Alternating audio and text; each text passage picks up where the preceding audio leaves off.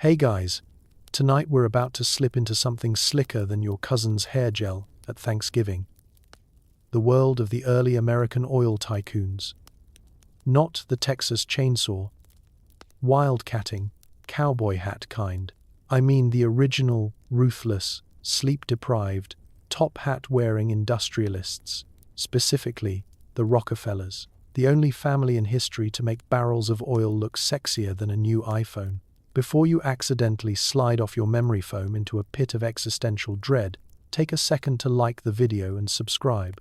But only if you actually enjoy what I do here. Leave a comment and tell me what time it is for you right now because, much like Standard Oil, my analytics are always watching, but in a fun, totally non-predatory way. Now, dim the lights, switch on a fan for that comforting industrial revolution, white noise, and get yourself comfortable. Maybe tuck your feet in, so the financial panic of 1907 doesn't nibble your toes. Let's get curious for a second. Have you ever wondered what it was actually like to be John D. Rockefeller, or one of his surprisingly well-lubricated relatives? Did these people wake up and just decide, today, I'll invent vertical integration and buy an entire town by lunch? Did they ever lose sleep over oil spills, or just over accidentally paying their workers a living wage? How many bathtubs full of kerosene does it take before you start thinking you're the protagonist in your own Monopoly game? Did the Rockefellers ever look at a can of motor oil and think, yup, that's my personality now? Would you survive the Gilded Age? Or would you be found trying to unionize your local lemonade stand? Could you out-negotiate a guy who names his children after himself, repeatedly? And now, congratulations, you've just woken up in 1901, right on the cusp of the new century. You have 3 nickels to your name, a hat that's slightly too small, and a suspicious urge to corner the entire world's energy supply. Good luck. You roll over in a brass bed, surrounded by velvet curtains and the lingering smell of coal dust. It's 1901, and you're already late for your morning appointment with destiny, or at least with your accountant. Outside, the streets are buzzing with the kind of optimism only a stock market bubble can provide. Your biggest problem? Deciding whether to eat breakfast or buy a railroad. The sunlight fighting through your embroidered drapes isn't soft or romantic. It's filtered through the haze of 500,000 chimneys, and it smells just faintly of last night's progress. Progress, in this case, meaning coal smoke and the deep, pervasive anxiety that the world might suddenly switch to electricity before you can buy up every gas lamp in town. You fumble for the clock on your nightstand, the latest model, brass, elegant, accurate, to within 3 minutes if you don't jostle it too hard. The ticking is relentless. No snooze button, just the steady, mechanical reminder that time, in the Gilded Age, is literally money, and you're already spending it by lying here and breathing someone else's carbon emissions. You glance at the wallpaper, yellow damask, imported from France, rumored to contain more arsenic than your cousin's cough syrup. You're not worried. In 1901, a little poison builds character. Besides, it matches the rug. On the street below, the clatter of horseshoes on cobblestone mingles with the urgent clanging of a distant streetcar bell. Someone is shouting about shares in the Edison Illuminating Company. Someone else is haggling over onions. It's a symphony of commerce, chaos, and background existential dread. You pull yourself out of bed, careful not to trip over the mountain of financial newspapers, company ledgers, and the previous night's correspondence from a lawyer who signs every letter with the word confidential. There's no time to waste. Somewhere in the house, a maid is winding the clocks, a cook is reading the rising price of bacon, and a distant cousin is probably trying to sell shares in a company that manufactures mustache wax. You wash your face with water hauled up from the kitchen. Indoor plumbing is a luxury, but it's also unreliable and sounds like a dragon is trapped in the pipes. And stare into the mirror, wondering if today is the day you finally grow the beard of a true capitalist patriarch. Let's talk about breakfast. You're starving, but you're also anxious. The kitchen offers a spread of poached eggs, toast, and coffee strong enough to dissolve a horseshoe. The coffee, imported and outrageously expensive, is a point of pride, but you suspect it's the only thing standing between you and an early morning nervous breakdown. Your butler reads you the latest stock prices before you've finished your first sip. Someone somewhere has cornered the copper market. You pretend to care, but really you're thinking, did you remember to bribe that city councilman? Or was that last week's problem? Getting dressed is its own ordeal. You slide into a starched collar so stiff it could be used as a murder weapon in a pinch, followed by a three-piece suit that's only slightly less constricting than a straitjacket. Trousers, vest, cravat, every item is a symbol, a statement, a desperate plea for respect. In a world where fortunes are made and lost before lunch, your shoes are polished to a mirror shine, but the city's streets will ruin them in minutes. You contemplate wearing galoshes, but hesitate. What if JP Morgan sees you and judges your footwear choices?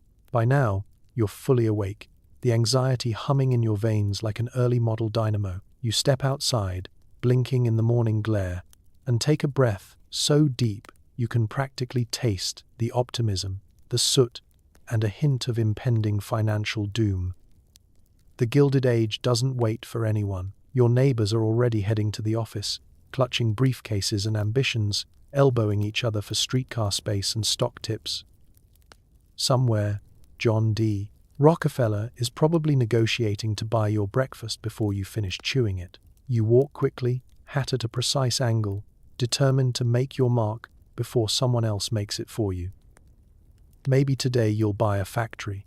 Maybe you'll start a charity. Maybe you'll just eat a second breakfast and call it vertical integration. Whatever happens, remember, everyone's running late in the Gilded Age. And that's exactly how fortunes are made. End scene. Tomorrow's anxiety starts now. Family meetings are held at the breakfast table, over oatmeal, prayer, and quarterly financial reports. John D. Rockefeller Sr. is there, sipping his coffee and calculating how much money he's made since the toast popped. He says frugality is a virtue, but you notice he still butters both sides. If you're a Rockefeller, every meal is part sermon, part shareholder briefing, part subtle exercise in family surveillance. The sun barely clears the Cleveland skyline before John D. Sr. is quoting scripture, penciling columns in his notebook, and gently reminding you that pennies, like souls, should never be wasted. Your mother is passing the milk, reminding you that faith and thrift are the real family heirlooms, though honestly, you're hoping for something a little shinier in the will. The family routine is as disciplined as a Swiss train schedule. Wake up early, make your bed with military precision, and assemble in the dining room. No pajamas, no slouching, and absolutely no speculating in the sugar market before grace. The breakfast spread is plain and calculated for maximum return on investment.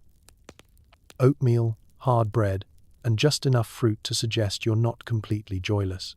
Syrup is a seasonal luxury, and you suspect even the family hens are required to file weekly egg productivity reports.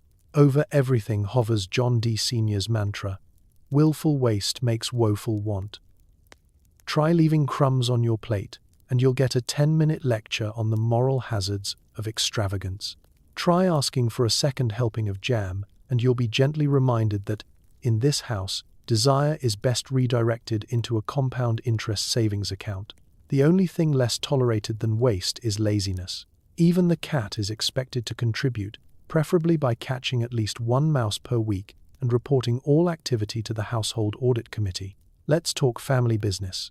In most homes, a child might recite the alphabet or perform a piano piece. Here, you're more likely to be quizzed on oil production numbers or asked to balance a checkbook blindfolded. John D. Sr. is not just the father, he's the CEO, the board, and the HR department, all rolled into one stoic, steely-eyed package. His idea of fatherly affection is slipping you a nickel and reminding you not to spend it all in one century. Sibling rivalry takes on a different tone when it's measured in ledger entries. If you think your sister is showing off by reciting the Book of Proverbs, wait until she volunteers to reconcile the household accounts, using only mental arithmetic and a pencil the length of a thumbtack. Every holiday dinner ends with someone accidentally inventing a new auditing technique. And if you spill milk, expect to write a full depreciation schedule for the lost calcium. Religion and capitalism blend so seamlessly here that it's impossible to tell where one ends and the other begins. Mornings open with prayer, afternoons close with a lesson on compound interest, and Sunday sermons often double as motivational speeches about the power of God's work through efficient bookkeeping. You've never seen someone tithe with such enthusiasm and then quietly check the balance sheet to ensure it's tax deductible. Yet, for all the piety, the Rockefellers are not above a little self-congratulation. Portraits in the hallway depict solemn ancestors, each one rumored to have invented a new way to save money on kerosene. The family dog, named Prudence, wears a collar made from recycled bank statements. And through it all, John D., Sr., remains the quiet force at the table, forever tracking costs, profits, and the spiritual ROI of every purchase. He preaches charity, but never without a receipt. He demands integrity, thrift, and a suspiciously detailed understanding of rail transport pricing. If you listen closely over breakfast, you'll realize that the secret to becoming America's richest family isn't just in making deals, it's in believing, deep in your frugal soul, that saving a penny is holier than earning $1. In the Rockefeller home, grace is said before meals, but balance sheets are double-checked before dessert. And if you ever forget the difference between a virtue and a deduction, just ask. There's always a ledger handy. End scene. Family values, Rockefeller style. Welcome to Richford, New York, 1839. Little John is born to a traveling salesman with more aliases than a bad poker player, and a mother with the patience of a saint and the bookkeeping skills of a demigod. Childhood smells like farm animals, soap, and quiet, relentless ambition. The farmhouse is sturdy, if not architecturally inspiring. Drafty wooden planks, one fireplace, and exactly as many rooms as you need to fit a large family, plus a rotating cast of extended relatives, chickens, and possibly a passing census taker. The air is thick with the aroma of hay, wet boots, and the faint, ever-present whiff of liniment oil from whatever side hustle the Rockefellers are running this week. John's father, William Avery Big Bill Rockefeller, is less a role model and more a walking, talking masterclass in creative accounting and flexible morality. Some weeks, he's a lumberman. Other weeks, he's Dr. Livingston, a snake oil peddler who claims to cure everything but poverty and responsibility. He sells elixirs, tonics, and the occasional stolen horse. If LinkedIn existed, his profile would be a collection of aliases and a suspicious lack of recommendations. His mother, Eliza, is the family's true north. She's tough, sharp, and terrifyingly efficient with both a broom and a column of figures.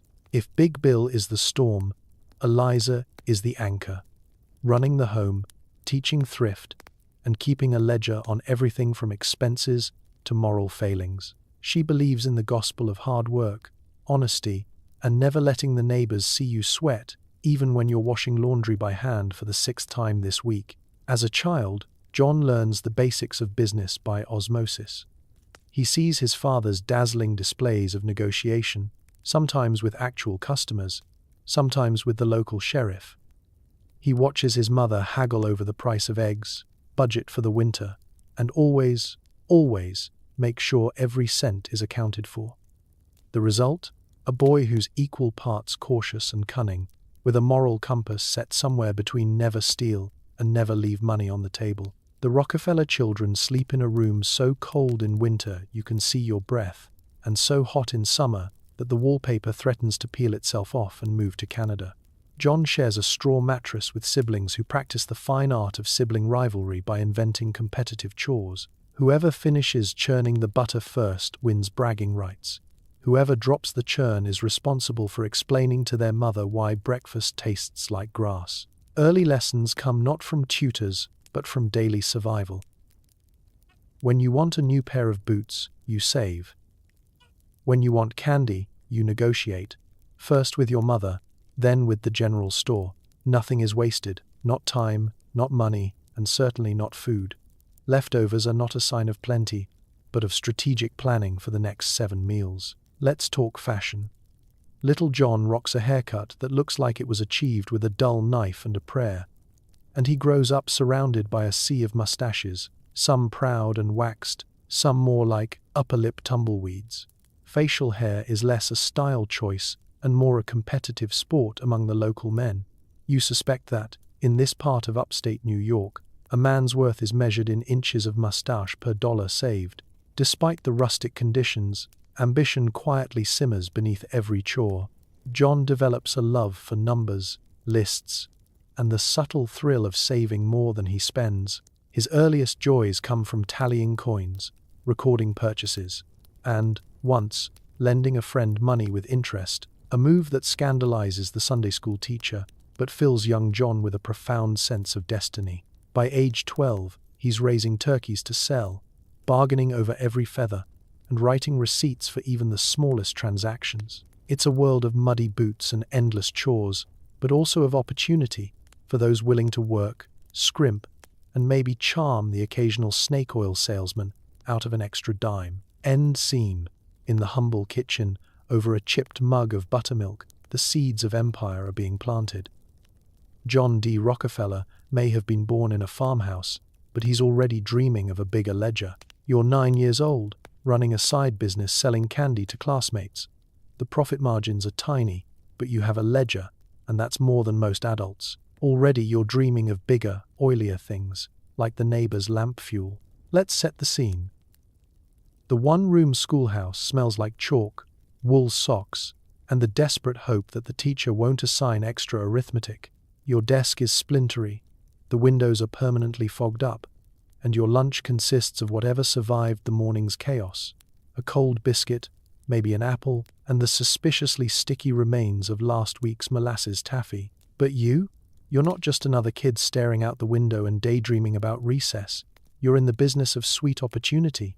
While your classmates are memorizing spelling lists, you're mentally inventorying your candy stash, calculating risk, and making sure you never, ever give credit to anyone who looks like they might still be picking dirt out of their ears. The schoolyard is your first market. You study supply and demand with the intensity of a Wall Street analyst, except your stocks are lemon drops and licorice, and the trading floor is a patch of grass next to a suspiciously angry goose. You buy low, from the general store, using coins rescued from couch cushions and shoe soles, and you sell high, 1 penny at a time, to hungry kids who would trade their last button for a peppermint stick. You're careful. You record every sale in your little notebook. Revenue, 3 cents. Expenses, 2.5. Profit, 0.5 cent, and a healthy sense of superiority. You even write IOUs for the reckless spenders and issue gentle reminders that late payments accrue a 1 marble per week surcharge. You may not have muscle, but you have an ironclad refund policy. No refunds. Competition is fierce.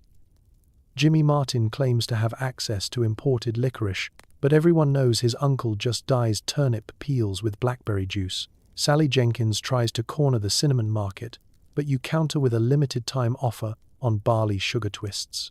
The other kids might call it sharing, but you know a monopoly when you see one. Still, you keep it clean. There's honor among 9-year-olds, sort of. You won't shortchange a friend, and you'd never swap out real sweets for wax paper. Your mother taught you that a good reputation is worth more than a silver dollar, and you suspect she's checked your inventory twice already this week. Let's talk marketing. You don't have radio, and you can't afford a billboard, so you rely on word of mouth and strategic alliances. You offer the teacher a sample, 1 perfectly wrapped caramel, on the off chance she overlooks your retail operations behind the woodshed. Sometimes, you even partner with your little sister, giving her a commission in chalk pieces for every new customer she recruits from the younger grades. By the end of the month, your pockets jingle with nickels, and your soul is intact. You've resisted the urge to cut corners, dilute your taffy with flour, or inflate your expenses to impress the neighbors. You know that integrity matters, at least until someone invents a way to write off missing peppermints as spoilage. Every evening, you bring your ledger home to your mother, who inspects your columns with a mix of pride and terror. She warns you not to get greedy. Your father warns you not to get caught. You're already plotting your next venture, maybe dried apples, maybe lamp oil, maybe a new kind of sticky bun that won't glue your teeth together.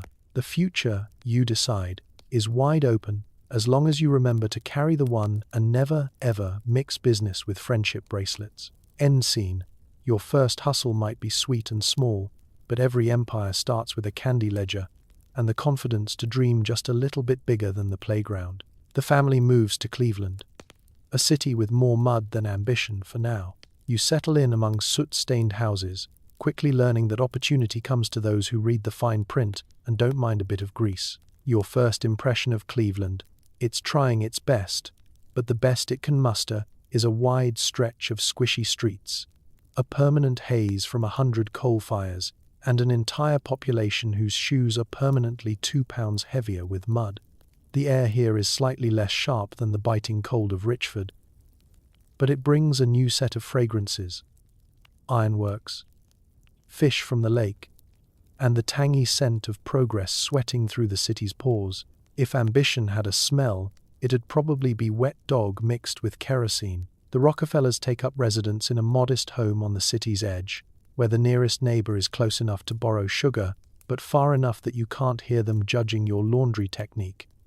John D. finds himself in a new world: bigger crowds, taller buildings, and at least 3 new ways to ruin a pair of trousers in a single afternoon. The streets are alive with rickety carts, peddlers shouting, and enough loose chickens to start a minor poultry revolt. At school, you realize city kids are a different breed.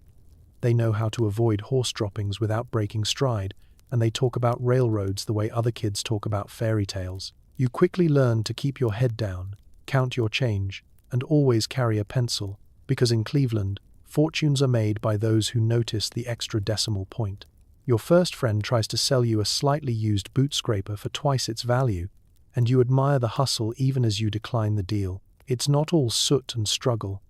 Cleveland is, in its own chaotic way, brimming with possibility. The Erie Canal means goods and rumors flow freely, and there's work for anyone who's willing to scrub their hands raw at the end of the day.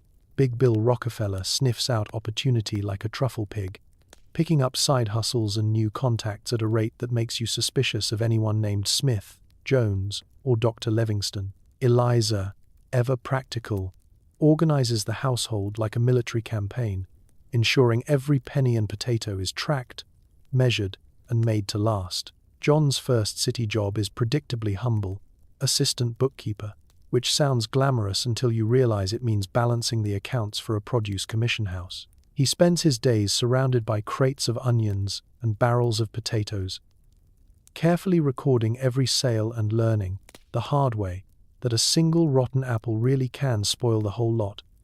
And occasionally, your lunch. The office is chilly, the hours long, and the pay best measured in slightly more than nothing. Still, there's pride in honest numbers, and the work offers a front-row seat to the engine of commerce. Every receipt, every invoice, every delivery slip is a lesson in how money moves and who moves it. Family life settles into a routine of sorts: breakfast at dawn, work until sunset, supper by lamplight, and nightly debates about thrift, faith, and whether Cleveland will ever be more than a glorified mud puddle. The city's energy is contagious. John D. finds himself dreaming bigger, his mind drawn to the bustling docks and the factories that churn out more than just smoke. He watches businessmen in tall hats hurry by and wonders what it would be like to sign a check with more than 2 zeros. Of course, not everything is rosy. The winters are fierce, the summers humid, and the river occasionally catches fire, though nobody seems to mind. In Cleveland, you learn resilience, resourcefulness, and the art of making do. You scrape, you save, and you start to believe that maybe, just maybe, with enough hustle and a sharp eye for detail, even a mud-soaked city can become a launching pad for greatness. End scene. The boots are still muddy, but the dreams are starting to shine. Your first real job? Assistant bookkeeper? Nothing screams power like meticulously balancing ledgers for hours in a drafty office, your fingers stained with ink and regret. The American dream starts with numbers and ends with, well, more numbers. You clock in before the sun is up, shivering in a coat that does nothing against the Cleveland wind. The building is new, but it still smells like sawdust, coal dust, and a faint whiff of anxiety left behind by the last guy who got fired for misplacing a decimal point. There's no fancy lobby, no ergonomic chair, and certainly no espresso machine. Instead, you get a rickety wooden stool, a battered desk, and an abacus that looks like it lost a fight with a potato sack. Your duties are simple: count things: potatoes, pennies, barrels, beans. If it can be stacked, sorted, or assigned a dollar value, you're on it. The office is quiet except for the constant scratch of pens, the drip of rain from a leaky window, and the occasional heated discussion about whose turn it is to brave the outhouse. You quickly learn that assistant is just a fancy way of saying do the jobs nobody else wants. That includes fetching coffee, restocking candles, and pretending you're not listening when the boss yells about irregularities in the carrot inventory. The work is steady, if not glamorous. You discover there are only so many ways to arrange a column of figures before your brain starts inventing numbers just for fun. Your hands become permanently smudged with ink. Your cuffs develop mysterious stains that never quite wash out.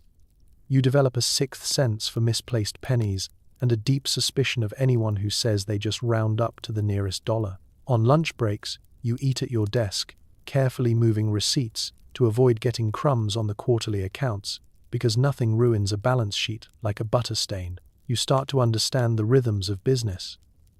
Money comes in, money goes out. Some days, there's more of one than the other, and you learn that success is mostly about making sure the right column wins. You track shipments of onions, potatoes, and the occasional barrel of sauerkraut. You keep an eye on credit: who pays late, who never pays, and who thinks net 30 means whenever I get around to it. Every time you spot a missing nickel or a suspicious invoice, you get a tiny thrill, like catching a mouse in a field of grain or outsmarting your older brother at checkers. The boss is a study in mid-level authority.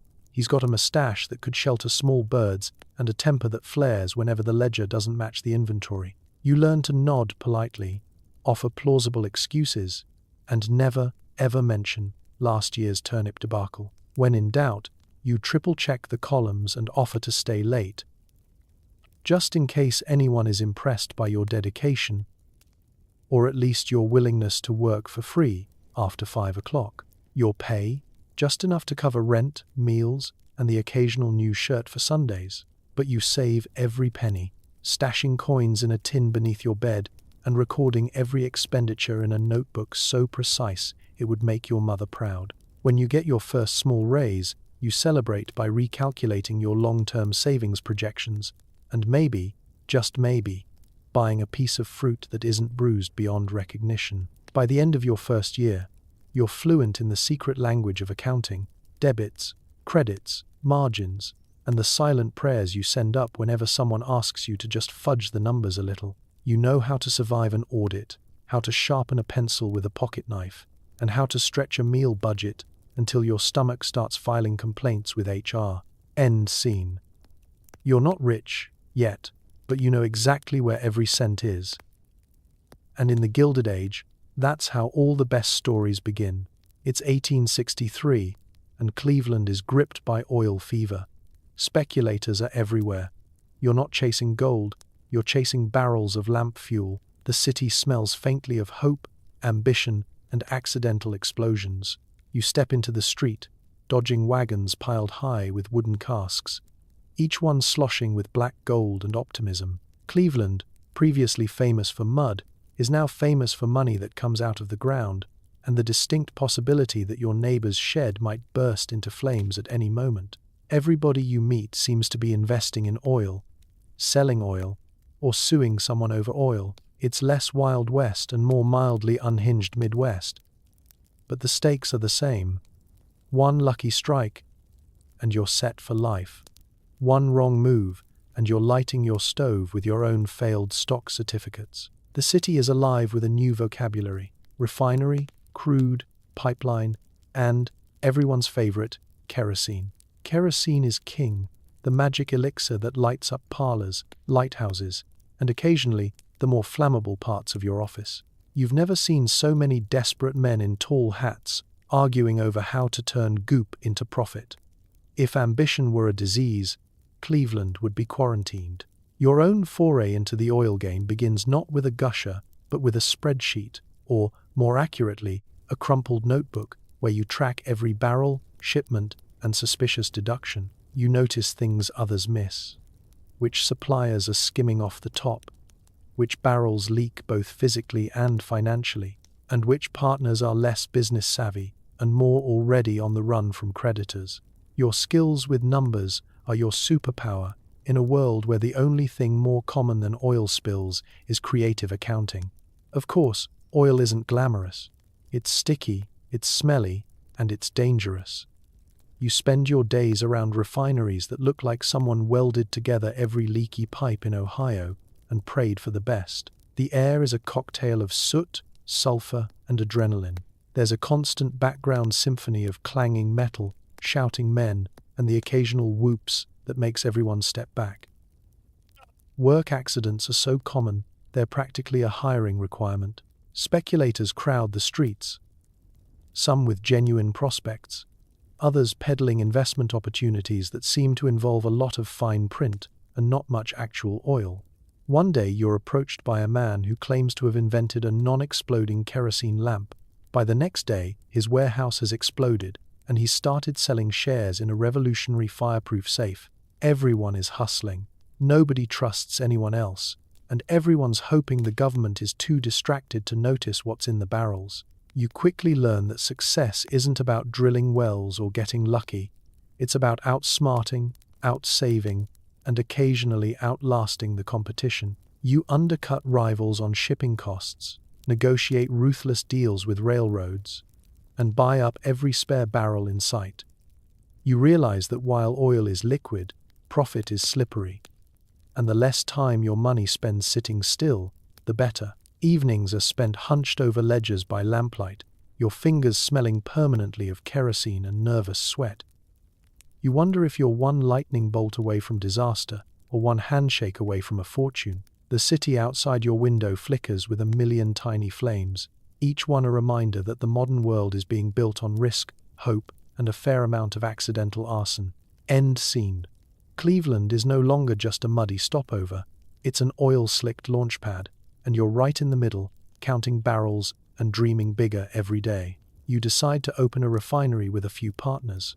There's excitement, danger, and the ever-present risk of blowing yourself sky high. Insurance is for the weak.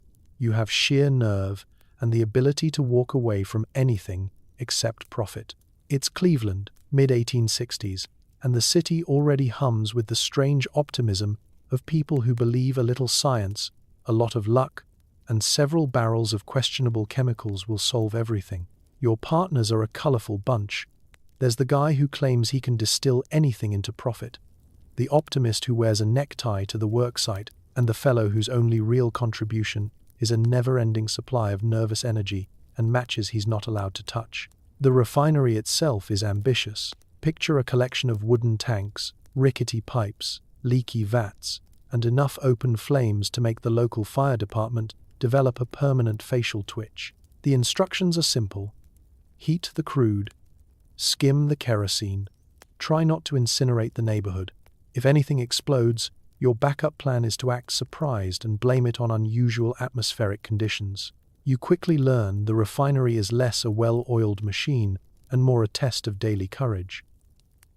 The air inside is a rich cocktail of kerosene vapor, damp wool, and adrenaline. Your boots stick to the floor. Every surface is coated in an oily sheen that never fully washes off, no matter how much lye soap you use. The walls creak, the pipes rattle, and every so often, someone yells, "Duck," for reasons you never want to investigate too closely. Safety protocols? Let's just say OSHA hasn't been invented yet. There are no fire extinguishers, just a few buckets of sand and a sense of adventure. If you want a health plan, you should probably stop eating lunch in the building with the no smoking sign that everyone ignores. At least once a week, there's a minor incident. A singed eyebrow here, a scorched sleeve there, and a spectacular moment when Old Man Turner lights his pipe in the wrong corner and invents a brand new exit. Still, it's impossible not to feel the pulse of opportunity in the air.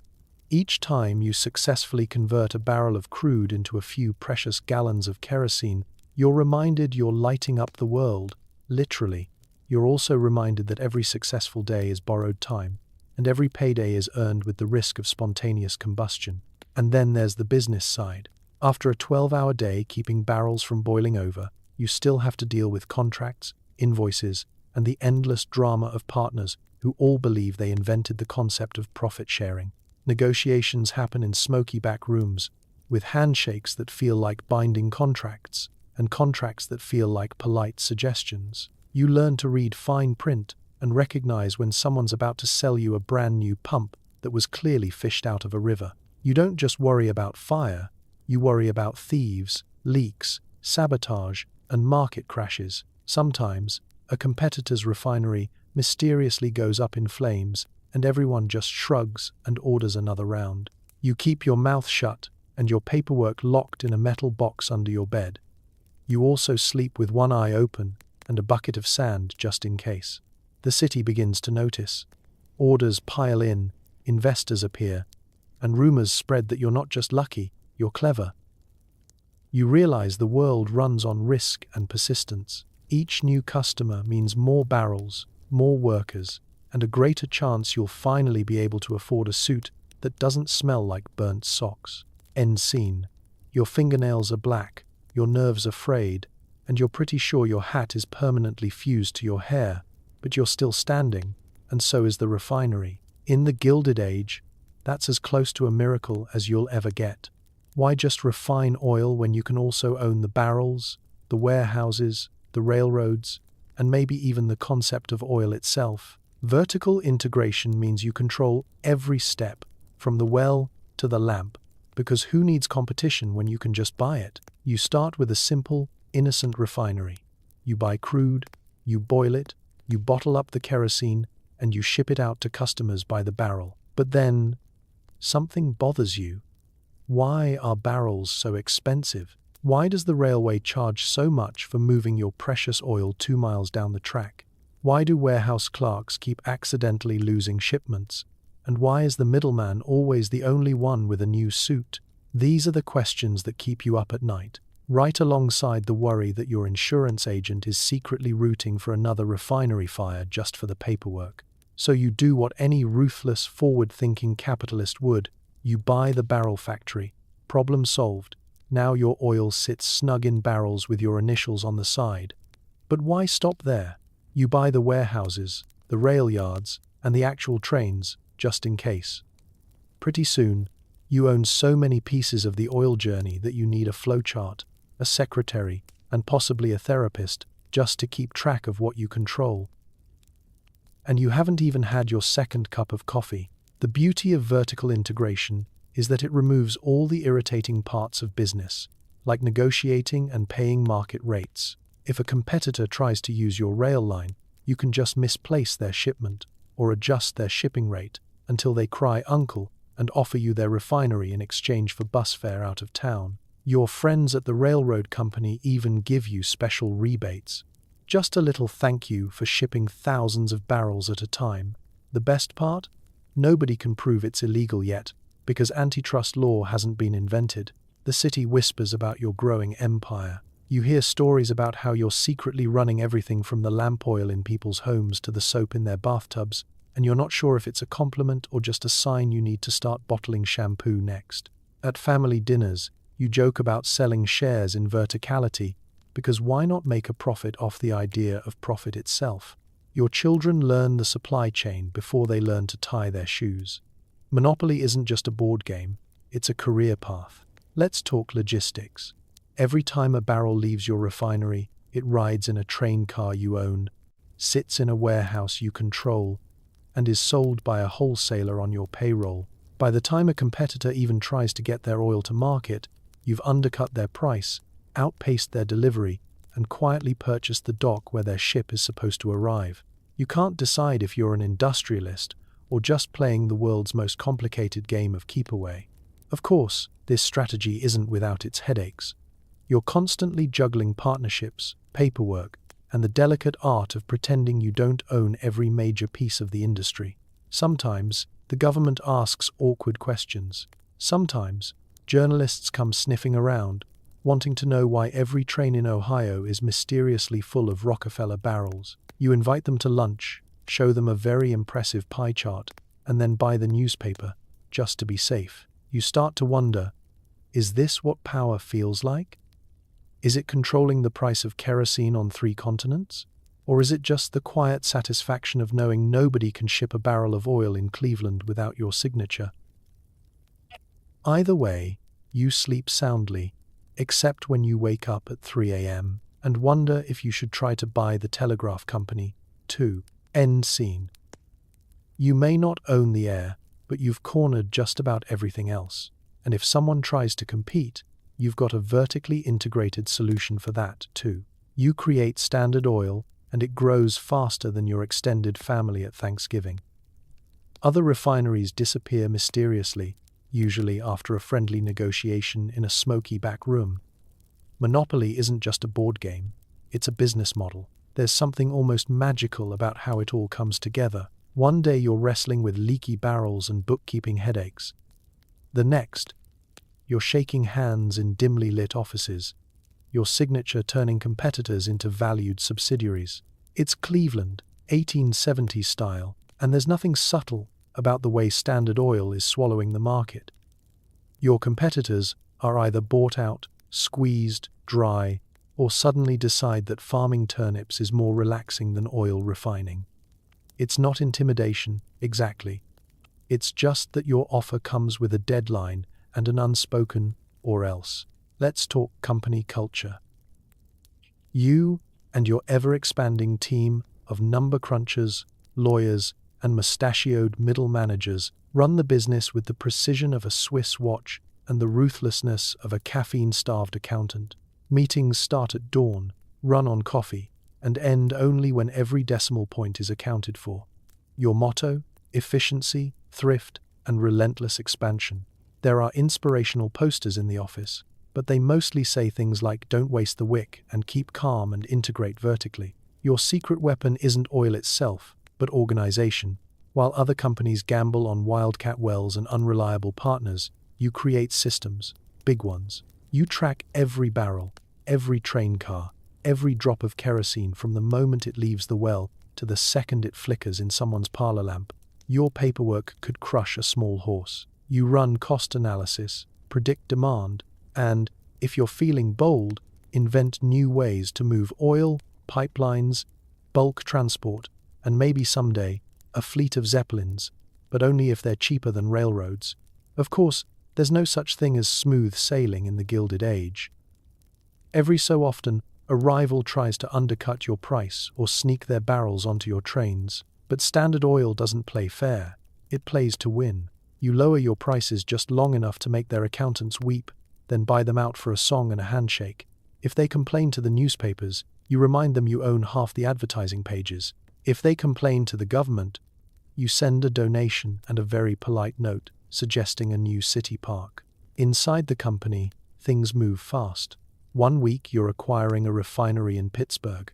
The next, you're hiring a dozen clerks to sort out the paperwork. The mailroom alone requires its own spreadsheet, and the payroll list reads like the census of a small country. Your office is a fortress of ledgers, contracts, and quietly panicked underlings who know that even a missing penny could mean a stern memo.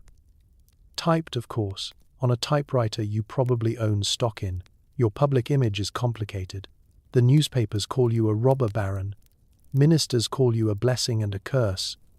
Your mother just wishes you'd get more sleep. But you don't have time for sleep. There's always another market to corner, another refinery to acquire, another invitation to a dinner where everyone asks you if kerosene is flammable. You just smile and offer to light the candles yourself. But you know the truth. This isn't just business, it's transformation. Standard Oil isn't about lamps, barrels, or trains. It's about control and the thrill of building something so big the world has to pay attention. Every contract signed is another link in the chain. Every rival bought out is another trophy on your metaphorical mantle. End scene. In a world of boom and bust, you're the calm in the oil-soaked storm, watching your empire grow, one friendly takeover at a time, with nothing but a bowler hat, a ledger, and the quiet certainty that Monopoly is more than a game. It's your destiny. You track every penny. Waste is a sin. Employees are encouraged to use both sides of the toilet paper. Somewhere, an entire factory is shut down because someone misplaced a nail. You sleep easy, knowing the only thing tighter than your budget is your company's grip on the oil market.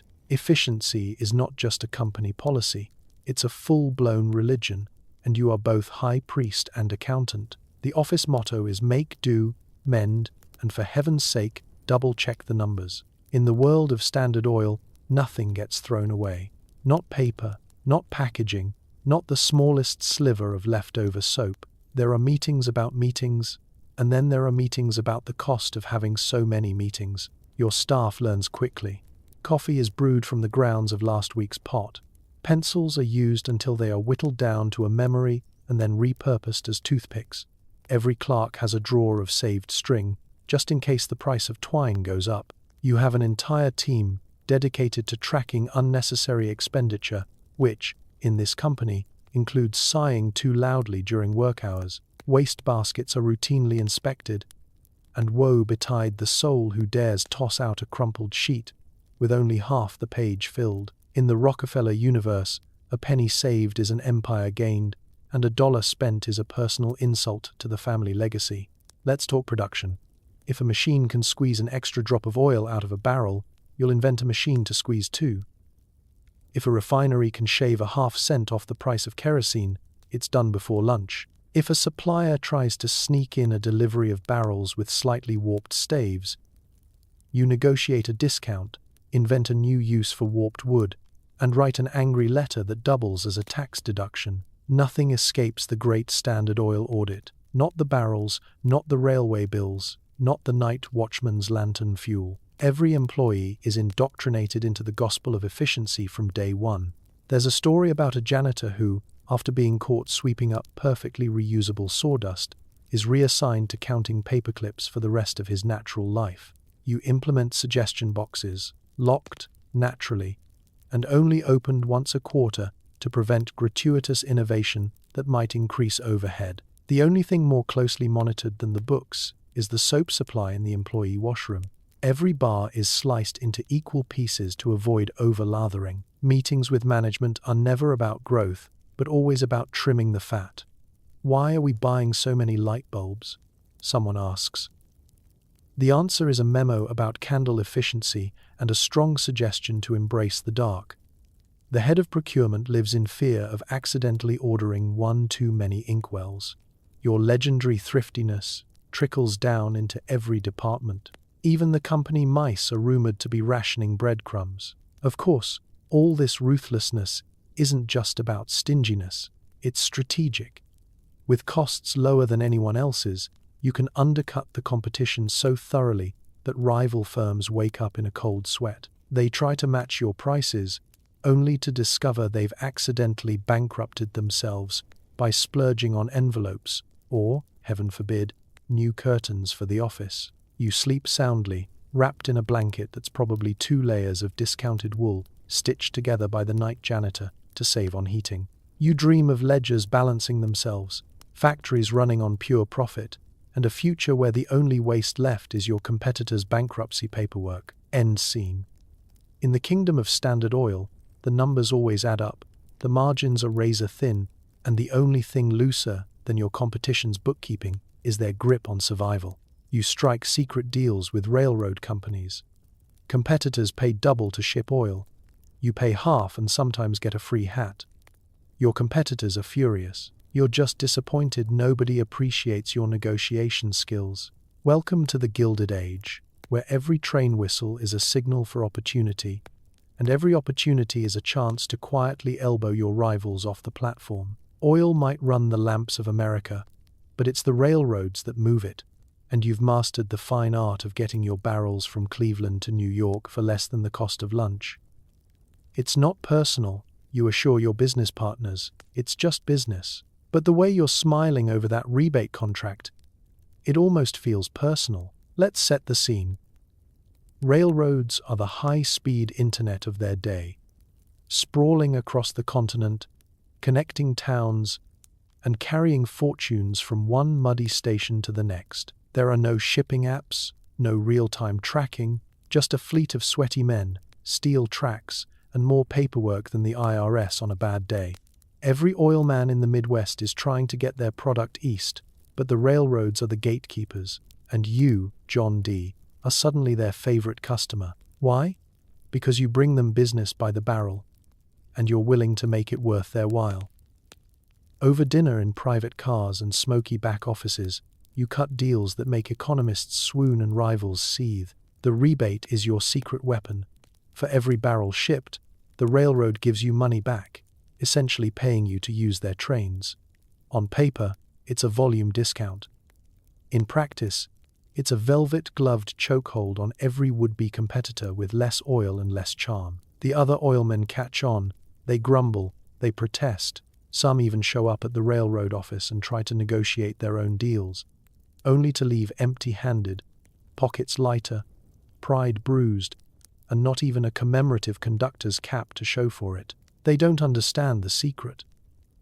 The rebate isn't just about price, it's about loyalty, scale, and a willingness to write contracts in triplicate with just enough fine print to confuse a Supreme Court justice. You keep meticulous records, of course. Every penny rebated is entered in a ledger, cross-referenced against rail schedules, and double-checked by a clerk who dreams of someday seeing the outside world. Meanwhile, the competitors have to pass those shipping costs on to their customers.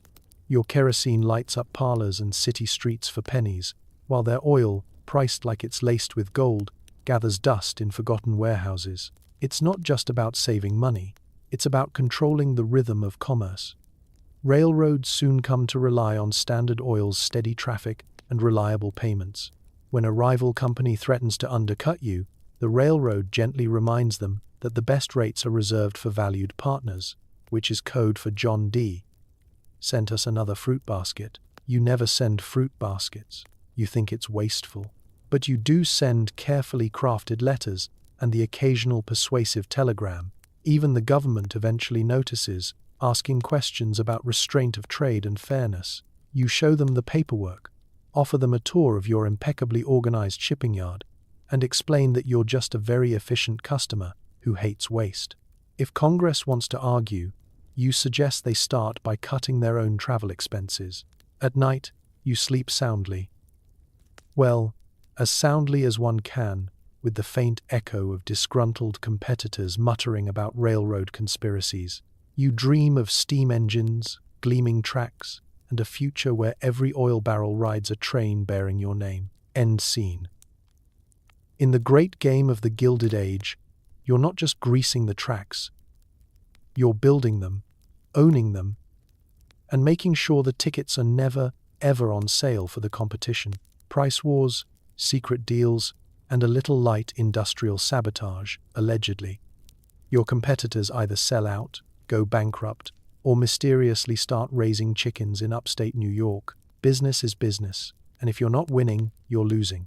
Welcome to the no-holds-barred world of Gilded Age capitalism, where friendly rivalry means sending your competitor a fruit basket with a strongly worded buyout offer stuffed inside.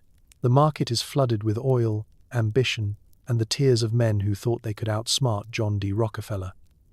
If there's a cheaper way to refine kerosene or a faster way to ship it, you've already patented it, trademarked it, and started charging your rivals a licensing fee. The first volley is always price.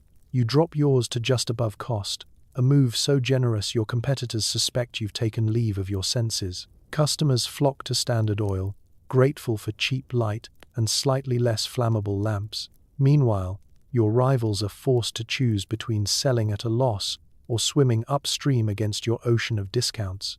Their profits vanish faster than a bar of soap in a boarding house, and suddenly, that family chicken farm starts looking like a reasonable backup plan. But it's not just about pricing. You're a master of the secret deal, whispers in the back office, contracts signed by moonlight, and handshake agreements that seem to dissolve when the ink dries. Railroads offer you exclusive rebates. Suppliers line up for your business, quietly ignoring your competitors standing 3 feet away. waving fistfuls of cash. If a rival manages to secure a good contract, it's only because you let them have it, usually as bait for a much bigger, much riskier move. And then there's the alleged sabotage. Maybe a competitor's barrels mysteriously spring leaks. Maybe their refinery accidentally receives a shipment of water instead of crude oil. Maybe someone forgets to deliver the bolts that hold an entire still together. Who's to say? Officially, Standard Oil disavows any involvement. Unofficially, your competitors develop a healthy respect for the art of double-checking their locks and never leaving a ledger unattended near a window. One by one, the smaller refineries fold. Some take your buyout, leaving with just enough money to retire, or at least escape to rural New York and open a petroleum-free egg farm. Others hang on for dear life, grimly watching as their best workers leave for the promise of higher wages and a slightly less flammable workplace at Standard Oil. You're not gloating, you're just efficient. After all, you did offer them a fair price, right before you undercut them into oblivion. It isn't all cloak and dagger. Sometimes, the most ruthless move is simply to outwork everyone. You innovate relentlessly. New refining techniques, tighter delivery schedules, better safety, at least for your own refineries, and meticulous quality control. The Standard Oil label becomes a guarantee of reliability, and customers start to treat anyone else's kerosene like it's been mixed with soup. Even the newspapers notice. Articles about trusts and monopolies are published, usually right after you buy up half their ad space for the next year. Your public image? Mixed. In the boardroom, you're a legend. At the dinner table, you're the reason Uncle Horace keeps losing his job.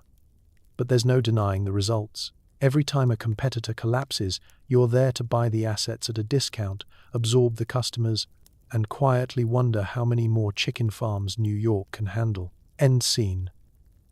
In this world, it's survival of the richest, and you, with your ledgers, rebates, and suspiciously well-timed market corrections, are the last oilman standing, at least, until someone invents electricity.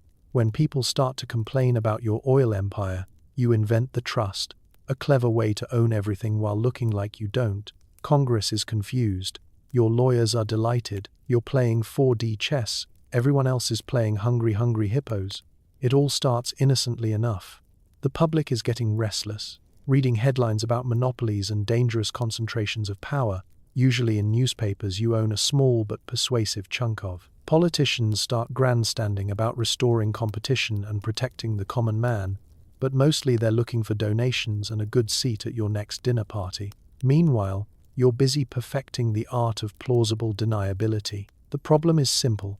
You control nearly every refinery, railroad rebate, and lamp in the country. The solution? Hire a team of lawyers whose collective billable hours could power a small city. Their job? Make it look like you don't actually run the whole show. Enter the trust. A dazzling bit of corporate sleight of hand.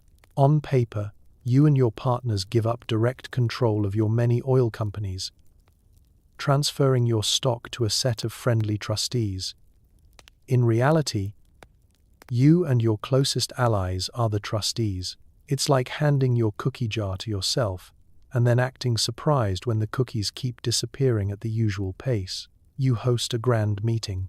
The independent oil companies send their representatives, who all have suspiciously similar handwriting and share a fondness for the same brand of mustache wax. A few speeches are made, legal documents are signed, the press snaps a photo, a room full of sober-looking men pretending to be fierce competitors. While under the table, everyone's playing footsie with the same ledger. The trust is a masterstroke. Competitors complain but can't quite explain why. The average customer still buys Standard Oil kerosene because it burns cleaner and cheaper than anything else on the market. Congress launches a hearing, but every time they think they've got you cornered, another lawyer hands them a stack of paperwork explaining that, technically, no one owns Standard Oil, except, somehow, the trust. It's all perfectly legal, or at least legal adjacent. You're not even sure your lawyers are speaking English anymore, but it doesn't matter. The headlines shift from dangerous monopoly to Rockefeller announces charitable donation to orphans' home. Behind the scenes, nothing really changes. Orders are issued from the same office. Profits flow to the same handful of men. The only thing more tangled than your company's ownership structure is the explanation you give to your mother when she asks, "Johnny, are you sure all this is honest?" You assure her it's complicated, but very respectable. And besides, you've never once been convicted of excessive mustache twirling. Other industries catch on. Soon there are sugar trusts, whiskey trusts, even a chewing gum trust, because apparently the only thing more addictive than monopoly profits is spearmint. Congress passes laws, the courts investigate, and the lawyers simply invent new paperwork. The public tries to keep up, but it's like reading the world's most boring mystery novel, where the butler always did it, but also technically owns the entire mansion in a blind trust. You sleep soundly, confident that your empire is safe behind a labyrinth of legal paperwork, shell companies, and cousins no one can quite remember. Your lawyers are now minor celebrities. Your accountants are planning a vacation to Bermuda, on the company dime, naturally, and you're quietly contemplating your next move, possibly inventing a trust for the concept of trusts themselves. End scene. On the surface, nothing appears to have changed, but under the top hat, you're still running the show. In the Gilded Age, hiding in plain sight is just another day at the office. Lobbyists become your best friends. Laws change, investigations fizzle, and you discover that democracy works best when lubricated with campaign donations. If you're not at the table, you're on the menu. It's the Gilded Age. And Washington, D.C. is less a city and more a sprawling bazaar of influence, horse trading, and suspiciously expensive cigars. If the oil business teaches you anything, it's that the real fuel of the republic isn't kerosene, it's political capital. You quickly realize that the best investment isn't another refinery, but a well-placed gift to a congressman's re-election fund, and perhaps a crate of premium lamp oil. For ambiance, your calendar fills up with appointments, strategy meetings with lawyers, cozy dinners with senators, and the occasional fact-finding river cruise, where the only thing being investigated is the bottom of the punch bowl. You learn that every handshake in the Capitol comes with a price tag and a wink, and if you're smart, you double-check the silverware on your way out. The process is almost elegant in its simplicity.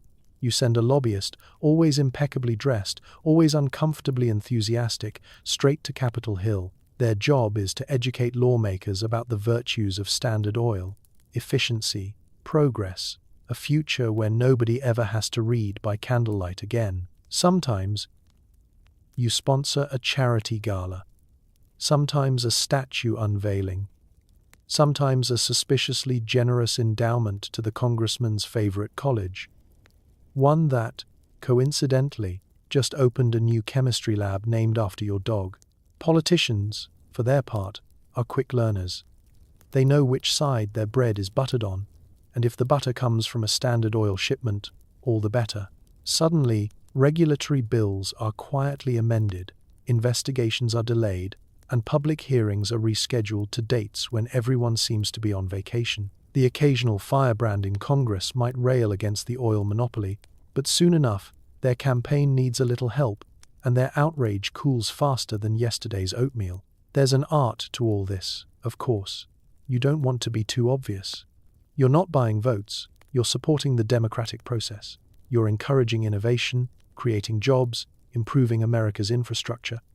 At least, that's what it says on the checks. Your legal team drafts letters so vague and patriotic they could be read at a 4th of July parade and nobody would blink. Meanwhile, your opponents wonder why every time they testify in Congress, they're facing a committee that just received a shipment of commemorative oil lamps. Sometimes, you do get caught. Scandals erupt, newspapers run breathless headlines, and for a moment, the public is convinced that democracy itself is at risk. But investigations are expensive and time-consuming, and there's always another election around the corner. Eventually, everyone loses interest, and the system quietly resets, usually with a few new faces, a couple of fresh lobbyists, and one less journalist asking the wrong questions. You sleep well, knowing the system is running as smoothly as one of your pipelines. provided it's well-oiled and no one's poking around with too many subpoenas. The laws remain friendly, the tax is manageable, and you've even received a few invitations to White House dinners. Just don't ask about the seating chart. In the end, you realize it's not about bribery or backroom deals, at least not officially. It's about being indispensable, making sure that whenever there's a conversation about the nation's future, you're always mentioned in the footnotes and, occasionally, on the thank you page. End scene. In Gilded Age America, buying politicians isn't a scandal, it's just good business. And as long as the checks don't bounce, the American dream burns as bright as a freshly trimmed kerosene lamp. Suddenly, the newspapers are printing stories about you, and not the nice kind. You're called a robber baron, but you prefer misunderstood business enthusiast. You start buying newspapers just to make them stop. It begins innocently enough. A small editorial here, a cartoon there, maybe a snarky remark in the society pages about your fondness for three-piece suits and suspiciously large ledgers. But soon, you're everywhere. Front pages, back pages, letters to the editor from people who swear your kerosene made their cat glow in the dark. Apparently, nothing says success in America quite like becoming the villain in a story with hand-drawn explosions and headlines in capital letters. Journalists descend on Cleveland like a flock of ink-stained crows, eager for dirt. They lurk outside your refinery gates, quiz your workers at the local diner, and invent new adjectives for greedy every time you break another sales record. One paper accuses you of single-handedly raising the price of candles. Another suggests you once tried to corner the lemonade market in elementary school. You almost admire the creativity, right up until you see your own face caricatured on page 1, top hat, frown, and a sack of money labeled ill-gotten gains. Of course, you're not the only target. The Gilded Age media loves a good takedown, and oil barons are easier to draw than complicated political scandals. The term robber baron starts to stick. Never mind that you haven't robbed anything but a few inefficient accounting departments. Monopoly becomes a household word, and you can't decide if you're the mustache-twirling villain or just the world's most boring celebrity. You try to fight back. First, you issue statements. Then you buy advertising space, lots of it. Your favorite slogan? Standard Oil. Lighting the way to a brighter tomorrow. The journalists, undeterred, print their exposés right next to your full-page ad. Irony is free with every subscription. You launch a campaign to set the record straight, which mostly results in longer, more elaborate articles with even better illustrations. One brave editor publishes a satirical poem comparing you to a squid with tentacles in every city. You briefly consider sponsoring a national calamari festival just to confuse everyone. When polite letters and ad campaigns fail, you try a new tactic. Buy the newspapers. If you can't beat them, own them. One by one, you acquire struggling publications, replace editors with slightly more agreeable relatives, and hope the negative press will finally dry up. Instead, rival newspapers run headlines like, "Rockefeller buys silence, exclusive, and the only thing he can't buy is a compliment." The more you chase good publicity, the more elusive it becomes. The ultimate blow comes from the muckrakers, journalists who dig, pry, and unearth every oily detail. Ida Tarbell, armed with facts, interviews, and a bone to pick, spends years investigating your business. Her articles are thorough, biting, and, unfortunately, extremely popular. Dinner parties grow tense. Everyone wants to know if you really pay your employees in expired coupons. Your PR team starts carrying antacids and motivational pamphlets. You try to spin the story, framing yourself as a modern Prometheus, bringing light to the world and possibly a little smoke. But the press is relentless, and you're forced to adapt. You double down on philanthropy, start building libraries, and donate to charities. Though the headlines still read, "Robber Baron buys forgiveness, gets change back." At the end of the day, you realize the media isn't an enemy or an ally. It's a force of nature. You can steer the storm, but you can't stop the rain. And somewhere in the chaos, you become a legend, not quite loved, not quite hated, but impossible to ignore. End scene. Your empire may run on oil, but the real fuel of the Gilded Age is a good headline, and the truth, like kerosene, always finds a way to burn a little brighter. You have more money than the U.S. Treasury and a reputation only slightly better than smallpox. Time to launch a philanthropic foundation. You build libraries, fund universities, and try to look pensive in every photograph. At first, it seems simple. You've conquered the world of oil, survived more congressional investigations than most people have had hot dinners, and bought enough hats to start your own secret society. Now, with your name attached to everything from lamp oil to scathing newspaper cartoons, you decide it's time for a rebrand. The Rockefeller Foundation is born, and suddenly you're less robber baron and more patron saint of public works, or so you hope.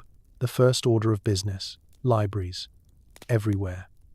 In towns that don't even have running water, you build reading rooms stocked with enough books to make even the local cows suspicious. The smell of fresh lumber, glue, and unread encyclopedias fills the air. You attend every opening, posing for photos with the mayor and that one enthusiastic 8-year-old who's already halfway through the adventures of Tom Sawyer.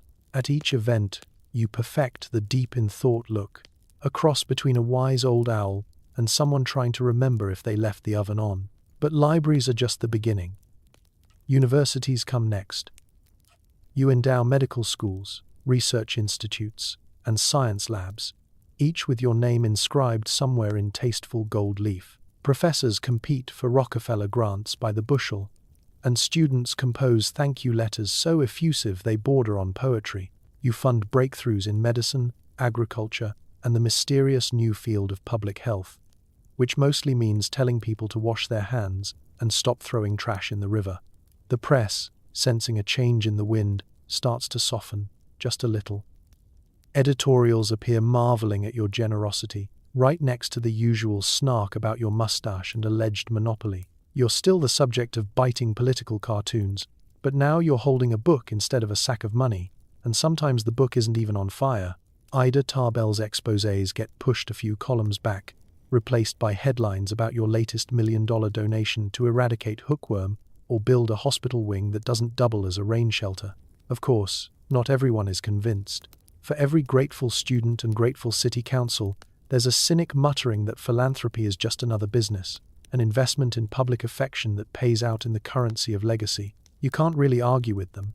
After all, you did bring your own photographer to the soup kitchen. But you also know that money, when carefully deployed, can accomplish things that all the railroads and refineries in the world can't. Goodwill, forgiveness, maybe even a little actual progress.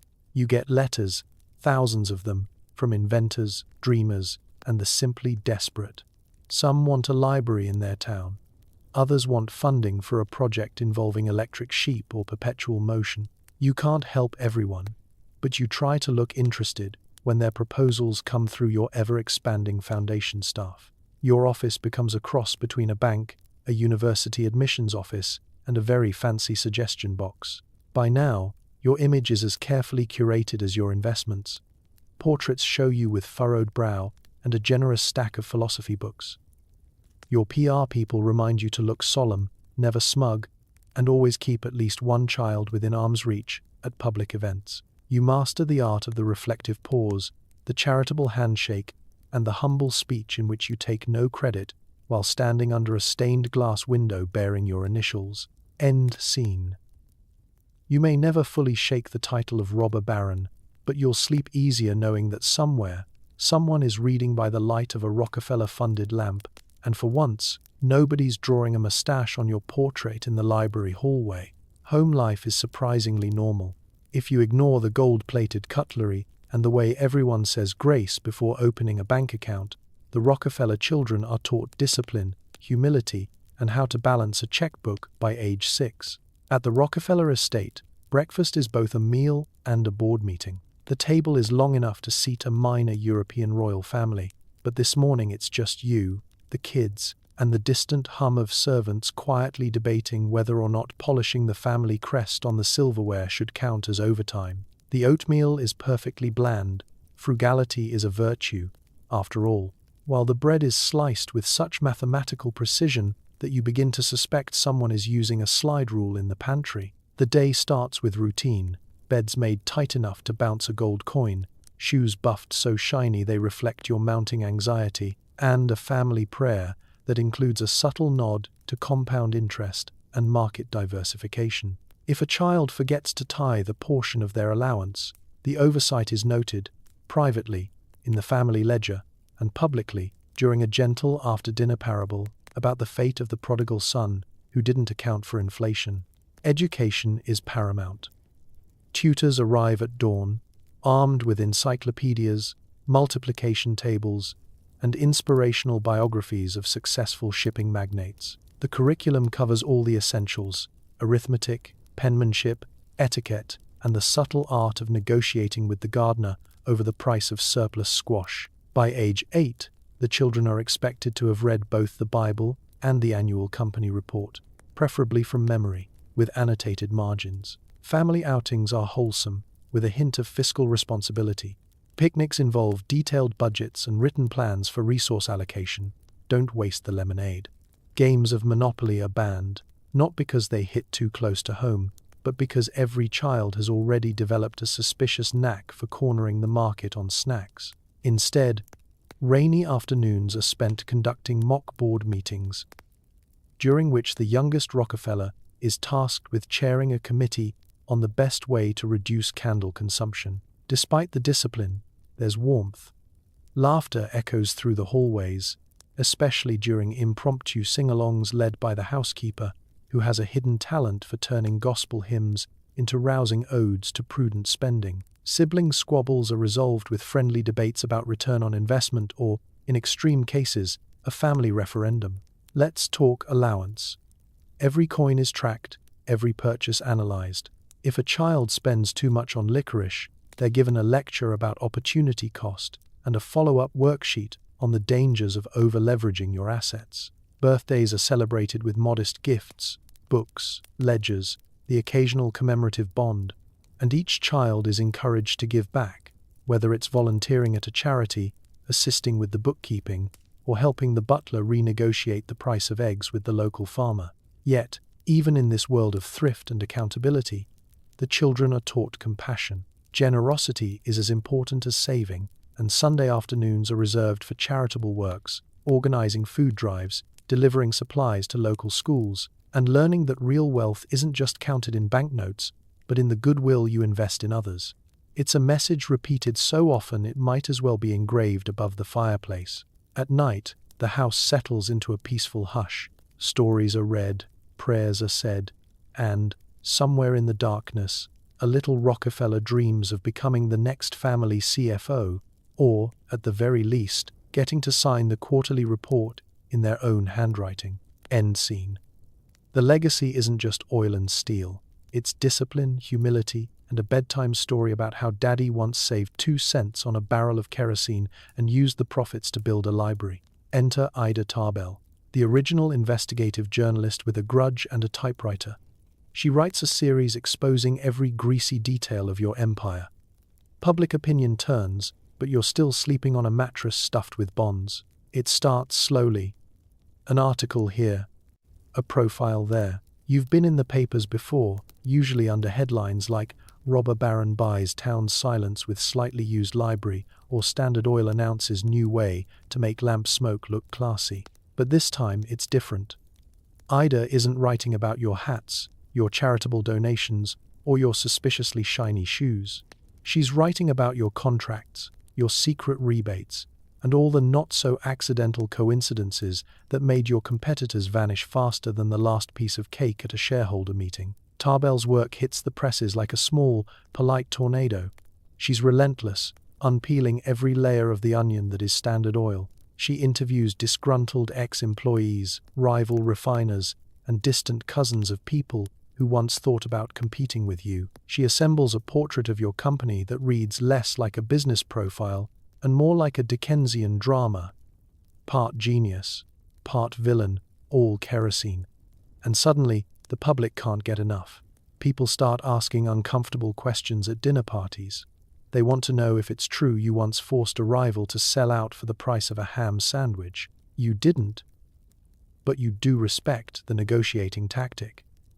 Cartoons show you squeezing the globe like an overripe lemon, oil pouring out onto the floor, while earnest captions warn of the dangers of trusts. Even your most loyal friends start reading Tarbell's work, sometimes out loud, sometimes just to see if their own names show up in Chapter 12. Meanwhile, the government, never one to ignore a juicy scandal, decides it's finally time to dust off its antitrust toolkit. Hearings are convened, mustaches are twirled, and senators make grand speeches about the people's right to a fair market. You're summoned to testify. You arrive impeccably dressed, carrying enough legal counsel to populate a small law school. Your answers are polite, precise, and as vague as possible. Define monopoly, you say. And somewhere, a judge's gavel shivers in delight. Trustbusters become the new American heroes. Newspapers cheer them on. Cartoonists draw them wrestling, octopuses labeled oil trust, and politicians trip over themselves, trying to take credit for fighting corporate tyranny. You start receiving letters, some polite, some less so, asking if you can spare a few $1,000,000 for the local school, since you probably have it lying around anyway. Yet, in the midst of all this, business carries on. Orders are filled, dividends are paid, and, yes, you still sleep just fine. Your accountants assure you that your fortune is diversified enough to survive 1,000 exposes, and your PR people remind you that, in America, even infamy can be good for business. Meanwhile, Ida Tarbell becomes a celebrity in her own right, proof that the pen really is mightier than the Standard Oil press release. Eventually, the government acts. Lawsuits are filed, verdicts are handed down, and somewhere, someone invents the phrase, "too big to fail." Standard Oil is ordered to break up, but you notice the share price goes up, not down. Your mattress is as comfortable as ever, now stuffed with shares in dozens of independent oil companies that, for some reason, all send their Christmas cards to the same address. End scene. You've been exposed, grilled, and cartooned. But in the end, you learn that in America, even the most powerful empire can be put on trial, so long as the story's good, and someone's there to type it up. In 1911, the Supreme Court decides you're too successful for your own good. Standard Oil is broken up into dozens of smaller companies, many of which still have your name on the stock certificates. Monopoly over, diversified portfolio achieved. The whole thing starts with a bang, or, more accurately, with a mountain of paperwork, legal arguments, and so many courtroom illustrations of octopuses that you briefly consider opening an aquarium. Suddenly, you're not just an oil tycoon, you're the villain in every civics textbook, the answer to every angry senator's speech, and the subject of barroom debates about whether capitalism should be pronounced with a scowl or a sigh. Your lawyers, an entire battalion of them, each sporting three-piece suits, and the haunted look of men who haven't slept since the McKinley administration, work around the clock. They argue that Standard Oil is simply efficient, thrifty, and misunderstood.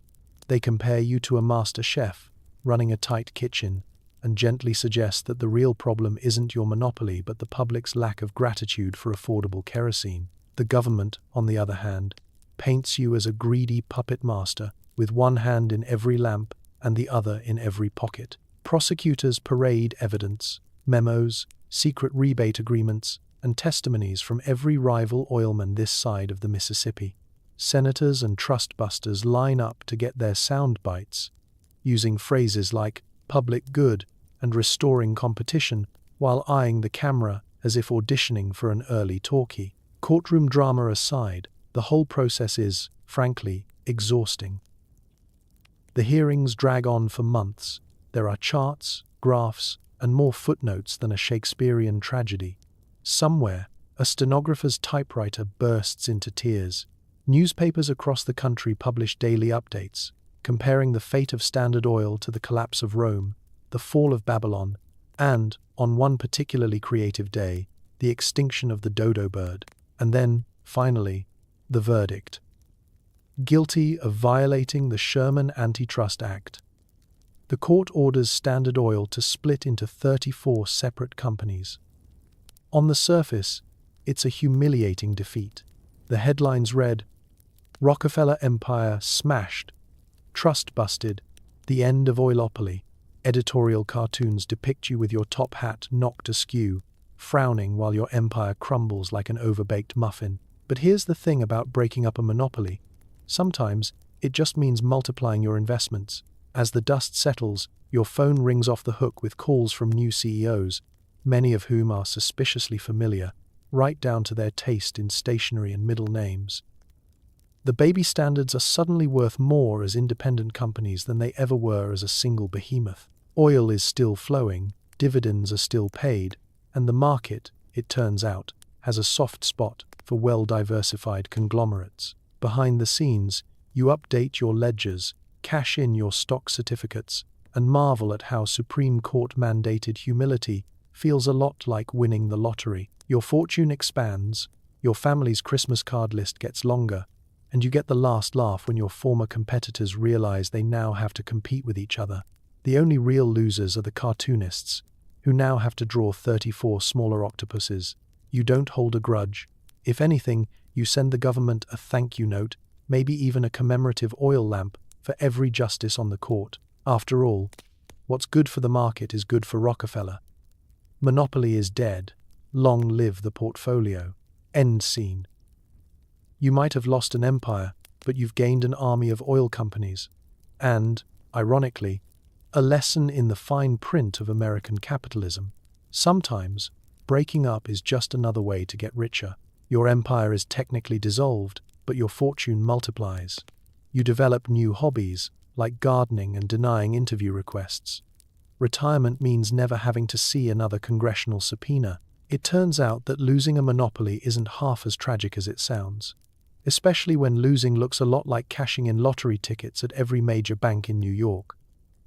The baby standards thrive, stock prices soar, and your accountant starts using a larger font just to fit all the zeros on your financial statements. You, meanwhile, quietly slip into a new role.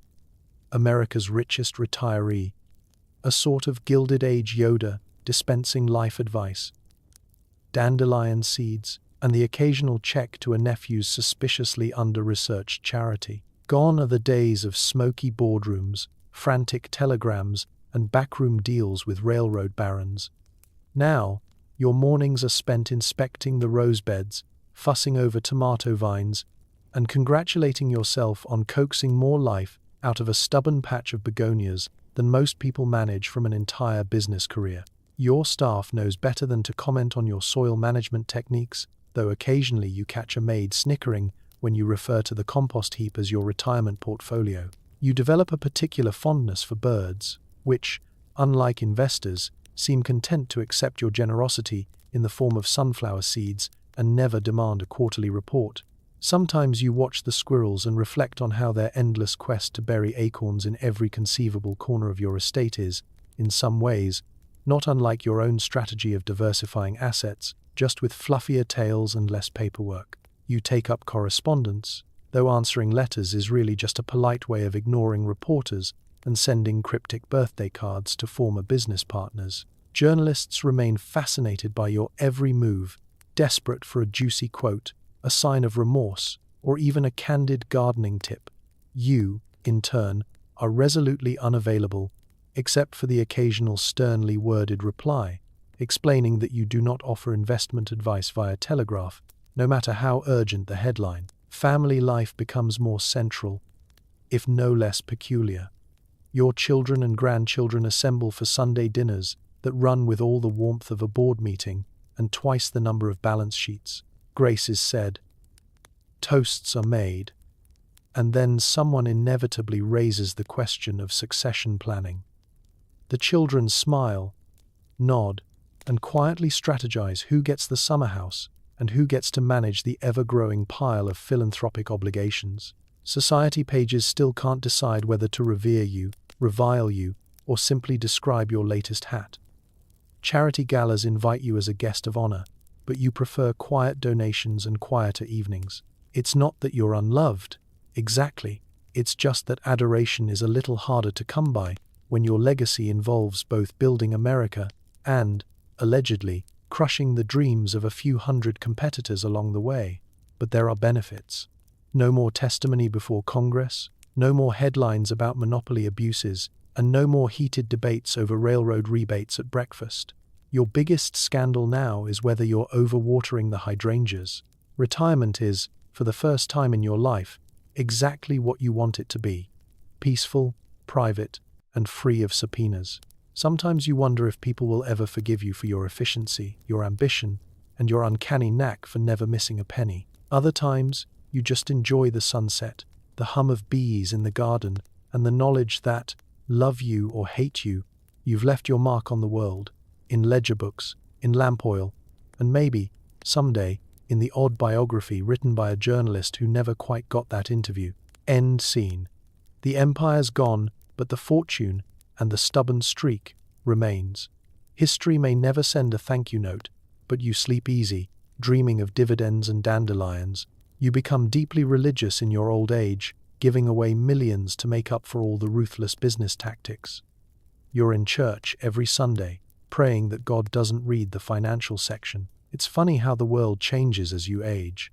The clatter of the stock exchange fades, replaced by the soft shuffle of hymnals and the creak of ancient pews. Gone are the days of secret rebates and backroom deals. Now, your schedule revolves around prayer meetings, Sunday suppers, and an ever-growing list of charitable endowments, with your name discreetly printed in the church bulletin. The old competitive fire is still there, just redirected. You approach philanthropy with the same relentless efficiency that once terrorized railroad executives. If someone needs a hospital, you build two, just to be sure. If a congregation needs a new roof, you supply shingles, nails, and a contractor whose handshake could put a bishop to shame. Your donations multiply. Schools, libraries, medical research, soup kitchens, and an annual supply of new hymnals that, incidentally, never include any songs about fair labor practices. At home, the family is both amused and alarmed by your new devotion. They're not sure if you're seeking redemption, legacy, or just a fresh start with a better chance at a favorable obituary. Grandchildren ask you for stories about the old days, and you reply with tales of divine providence, strategic savings, and the mysterious spiritual value of compound interest. Your public reputation, always a mix of awe and suspicion, begins to shift. People speak of your second act, marveling at the scale of your generosity and the sincerity of your prayers.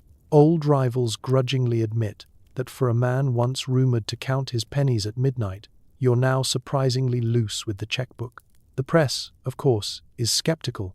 One newspaper runs a cartoon showing you trying to tiptoe into heaven with a wheelbarrow full of library cards and hospital receipts. You clip it out, file it in your scrapbook, and consider it a compliment. Sunday mornings become a ritual of hope and anxiety. You slip into the pew, bow your head, and try not to think about the time you cornered the market on lamp oil just before Christmas. The sermons, as always, urge humility and charity. You sing along, sometimes on key, sometimes just to drown out the faint memory of an angry letter from a trustbuster.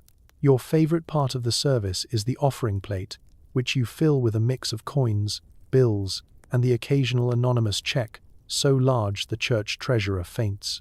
But redemption isn't just about public displays. You find a quiet joy in small acts of kindness, listening to a neighbor's troubles, teaching a child to save their allowance, or donating enough hymnals that no one ever has to share.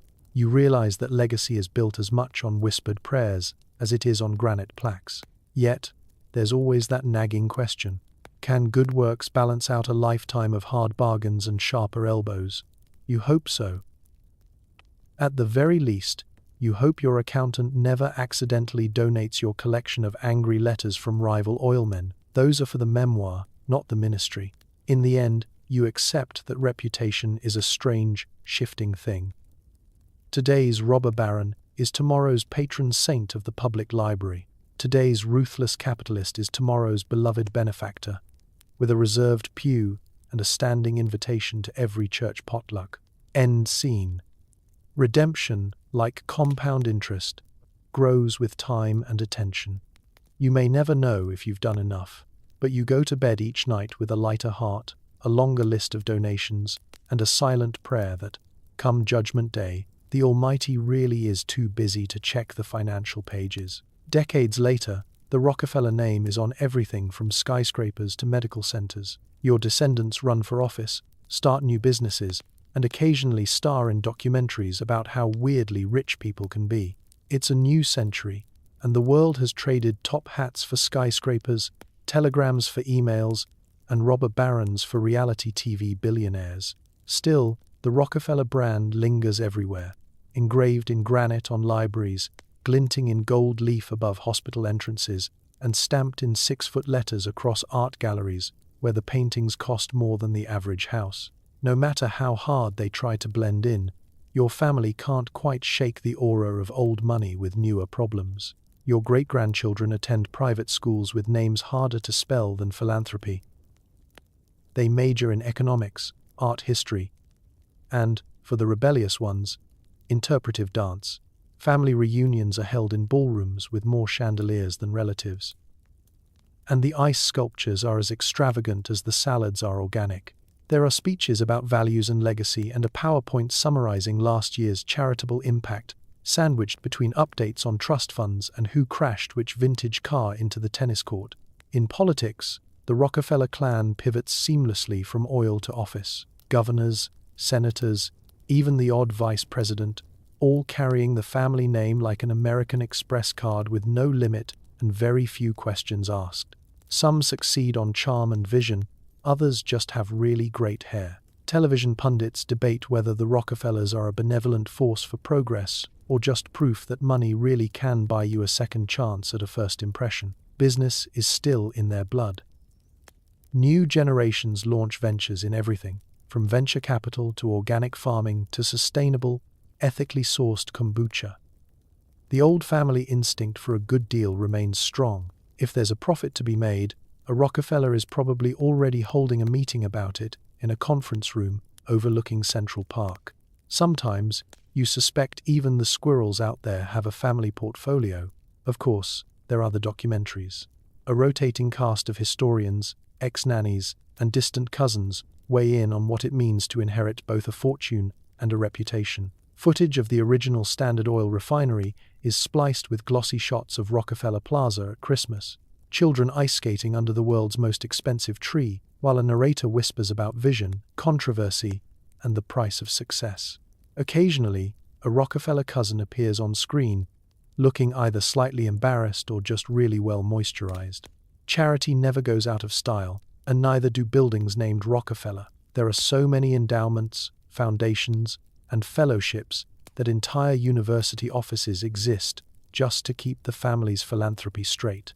Medical breakthroughs, museum wings, scholarships for students who can recite the history of the kerosene lamp, all bear the Rockefeller mark. Some recipients don't even realize it until they see the family crest on the thank you card.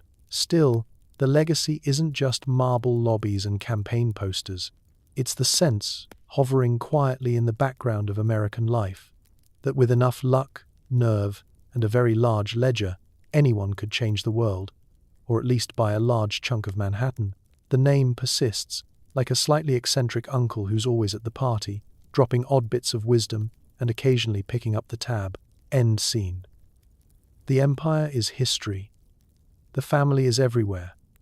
And the legacy is, above all else, unmistakable. Because in the modern world, even when nobody remembers exactly how you made your money, they'll always remember your name, etched in stone, lighting up city skylines, and whispered every time someone wonders, just how rich can one family be? You reflect on the legacy of the oil empire. Was it worth it? Should you have gone into something less stressful, like competitive yodeling? Future tycoons take notes: ruthless efficiency, iron will, and never ever trust a railroad executive. It's late in the day, the sun slanting through windows you probably own, and your desk is covered in ledgers, faded telegrams, and an old monogrammed pen that's seen more zeros than a math professor's chalkboard. The world is quieter now, but the echoes of deals, debates, and boardroom battles still hum in the background, like the distant whistle of a train you once tried and failed to buy. Looking back, it's clear. Running an oil empire wasn't just about barrels and bottom lines. It was about outlasting your rivals, outfoxing the government, and occasionally outsneaking your own business partners. You built an empire by sweating the small stuff, by making sure every drop of oil was squeezed, every rebate was negotiated, every bolt on every barrel was accounted for. No one ever accused you of being too relaxed. And if they did, you probably fired them. The stress? Let's not downplay it. There were nights you fell asleep with your shoes on and your mind spinning through a list of people you'd like to invite to dinner and a few you'd like to see trip over the front step. The price of kerosene went up. The price of good help went down. And somewhere along the way, your hair decided to make an early exit. Some men drink to relax. You kept a ledger on your nightstand, but there were lessons, lots of them. You learned to trust numbers over gossip, contracts over promises, and the power of saying no until someone returned with a better offer. You discovered that partnership often meant smiling until you can buy their business at auction. The world was full of competitors who bragged about their boldness, but very few who understood the joy of a balanced spreadsheet. Would you do it again? Maybe. There's a certain satisfaction in building something from scratch, even if the process involved more lawsuits than a porcupine has quills. You saw America electrify, cities glow, and fortunes rise, often faster than the stock market could calculate. Your legacy isn't just pipelines and patents, but the reminder that ambition is its own kind of fuel, potent, dangerous, and, in the wrong hands, highly flammable. Future tycoons, take heed. Never trust a railroad executive who offers you a gentleman's agreement. Always check the fine print and the finer print hidden behind the actual contract. Beware the rival who brings you homemade muffins. They're probably hiding a stock certificate inside. Learn the difference between a bribe and a campaign contribution. It's subtle, but your lawyers will thank you. Above all, don't fall for your own legend. The world will call you a genius, a villain, a visionary, and, occasionally, a mustache-twirling monopolist. None of that matters as much as the people who still use your libraries, drive on your roads, or light their homes with the ideas you made possible. Legacies are built not just on what you leave behind, but on what people do with it after you're gone. So was it worth it? Depends on who you ask. The empire is gone, the family fortune lingers, and somewhere, some kid is balancing a lemonade stand ledger, dreaming of oil, or, hopefully, something slightly less flammable. Maybe you should have gone into yodeling after all. Fewer lawsuits, better mountain air. End scene. In the end, you realize history is just one long negotiation, full of bold promises, sharp elbows, and, if you're lucky, a seat at the table. Just remember to double-check the bill before you pay. As the 20th century rolls on, the oil business changes, but the Rockefeller legend lives on, sometimes larger than life, sometimes just lurking on your bank statement. You hang up your top hat, stare out over your many acres, and wonder if anyone will ever make a sleep story about your tax returns. You're still here, long after the headlines fade and the ink dries on the last antitrust ruling. The world outside your window hums with cars and airplanes, machines you could hardly have imagined back in the days of horse-drawn wagons and leaky barrels. Once, you lit America's lamps. Now your legacy fuels 1,000 highways, powers city grids, and lurks in the fine print of every credit card commercial. You've become less a man than a household word, your surname tossed around in boardrooms and whispered over marble countertops at charity galas. The business you built has changed, split, evolved, and rebranded so many times that even you would need a family tree and a magnifying glass to track where the royalties end up. Some companies still carry your name, others hide it in initials, and a few just nod politely and keep sending checks. Your descendants, meanwhile, have diversified in ways you never dreamed.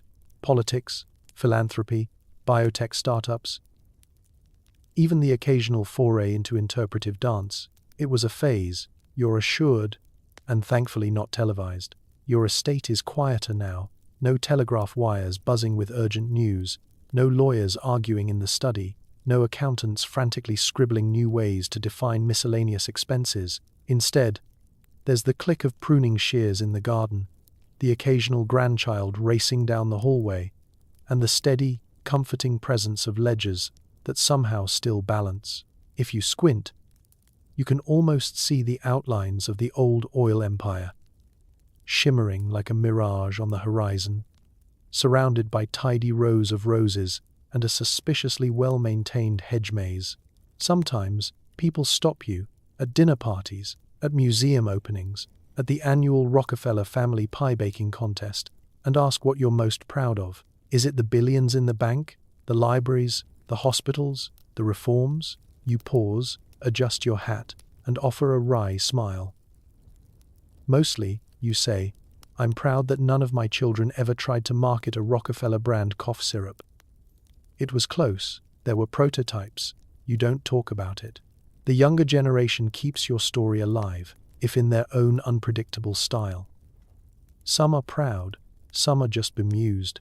A few might be hoping for a little less legacy and a little more anonymity at the grocery store. But whether they're running companies, funding scholarships, or just carrying the family name through another awkward introduction at a wedding, they're part of the living proof that empires may crumble, but dynasties have a way of sticking around, like old oil stains or suspiciously persistent family recipes.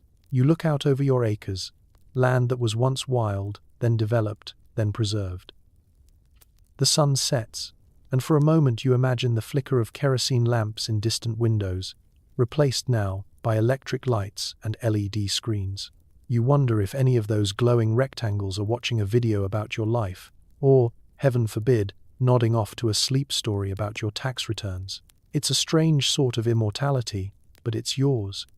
The era of oil barons is over, but the story rolls on, retold, reimagined, remixed for each new generation. Maybe history will remember you as a genius, a villain, a punchline, or, if you're lucky, just a slightly eccentric ancestor with a stubborn streak and a surprisingly sharp pencil.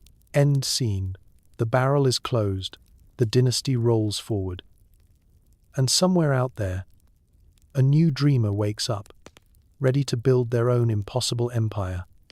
One ledger, one lamp, one sleep story at a time. You find yourself squinting at a prairie sunrise, boots caked in mud, hat askew, and the distant sound of a derrick groaning like it's got indigestion. In the early 1900s, black gold rushes across Texas and Oklahoma, attract more would-be tycoons than a half-off sale at a department store. The Rockefellers watch from afar, quietly buying up everything that looks even remotely oily. Cowboys are still romanticized, but nobody writes love songs about pipeline inspectors. The air on the plains is thick with opportunity and the faint, nose-wrinkling smell of raw petroleum. Each morning, new camps spring up on the horizon. Shanty towns, built from scrap wood, old railroad ties, and whatever canvas wasn't already turned into makeshift hats. Towns like Beaumont, Tulsa, and Borga go from sleepy cattle posts to rowdy, muddy boomtowns practically overnight. If you blink, you might miss an entire city popping up between breakfast and lunch. Here, fortune is a polite word for chaos. Wildcatters, men with more confidence than cash, dig wells wherever the ground looks shiniest, sometimes striking oil, sometimes just making a spectacular mess. Derricks wobble in the wind, groan under pressure, and, every so often, shoot a geyser of crude, so high the local ducks file a noise complaint. Safety regulations are a rumor. The average well has more leaks than a government committee. Cowboys still ride the range, but most find themselves moonlighting as drill hands or security for the nearest oil camp. Their lassos are just as likely to be used on runaway machinery as on cattle. Their legendary stoicism is tested by the unholy union of hot sun, biting flies, and the ever-present fear of spontaneous combustion. If you're lucky, the worst thing that happens is your dinner tastes faintly of kerosene. If you're unlucky, you end up inventing new curse words while outrunning a minor explosion. Amid all this chaos, the Rockefellers do what they do best: keep their distance and count their barrels. Why wrangle wells in the wild when you can buy them at a discount from some poor soul who's realized, too late, that strike it rich mostly means strike it muddy, and then meet our lawyer? Scouts and agents, men with the patience of saints and the expense accounts of minor nobility, travel quietly through the boom towns, making offers on wells, pipelines, and sometimes the entire town bar. It's a buyer's market, and Standard Oil is always buying. Let's talk infrastructure. Pipelines snake across the prairie like metallic tumbleweeds, occasionally interrupted by a local rancher's angry letter to the editor or a very confused herd of cows. Refineries pop up wherever there's a steady enough supply of crude and a municipal fire brigade willing to work overtime. Towns are built, burned, and rebuilt with the regularity of a seasonal cough. Of course, life isn't all drama and disaster.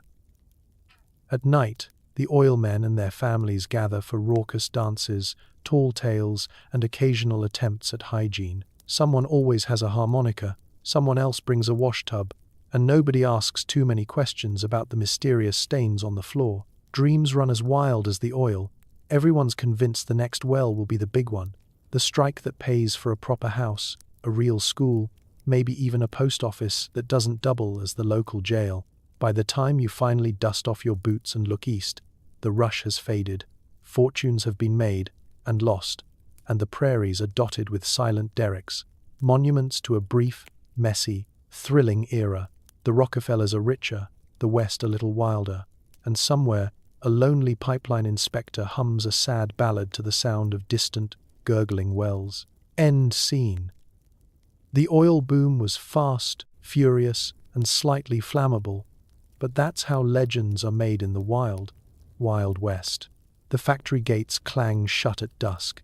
Outside, workers are huddled around makeshift fires, grumbling about hours, wages, and the mysterious company script that buys everything except happiness. You, meanwhile, are calculating exactly how many more strikes you can survive before switching to the peanut butter business. The tension is thick, the air is full of speeches, and you're pretty sure your chauffeur is secretly handing out pamphlets. It's the early 1900s, and the only thing growing faster than your oil profits is the workers' collective sense of indignation. Inside the plant, barrels are stacked, ledgers are updated, and every penny is pinched until it squeaks. Outside, the mood is less American dream and more French Revolution, but with dirtier hats. The lamplight flickers as someone strikes a match, not for a lamp, but for a union rally. Your workers are tired of 12-hour shifts, tired of the foreman's glare, and tired of being paid in coupons redeemable only at the company store, where the price of bread mysteriously rises every payday. There's grumbling about rights and fair wages, and you catch snatches of revolutionary rhetoric drifting through your office window, along with the sweet aroma of overcooked beans and burnt optimism. Soon, the strikes start rolling in like clockwork. One day, it's the barrel makers. Next, the refinery crews. Even the janitorial staff is threatening to walk out unless their soap rations are doubled. Every morning, you scan the headlines, hoping for business as usual, bracing for reports of labor unrest and incendiary rhetoric. You never thought you'd spend so much time consulting with security experts, or that the most expensive thing in your refinery would be the new fence. As the weeks drag on, the tactics get creative. Workers form picket lines, waving hand-lettered signs and chanting slogans that rhyme Rockefeller with fella who should pay us better. Your office windows rattle with the sound of protest songs and the occasional thrown potato. Someone organizes a sit-in in the break room, and it takes all your charm and 3 rounds of stale donuts to coax them out. Negotiations are tense. You send out a spokesperson, a man with a voice so soothing he once convinced a group of creditors to invest in a business that didn't exist. He talks about market conditions, cost structures, and the unique challenges of the oil industry. The workers respond by demanding cash, shorter hours, and a promise that the foreman will stop measuring lunch breaks with a stopwatch. Newspapers love the drama. Editorials debate whether you're a villain, a visionary, or just really bad at picking approachable foremen. Cartoonists draw you peeking out from behind mountains of money, terrified by a single picket sign. Your public relations team suggests a goodwill gesture, so you donate a statue to the city. An imposing, vaguely hopeful oil lamp that's immediately dubbed the monument to overtime. Occasionally, the strikes turn rowdy.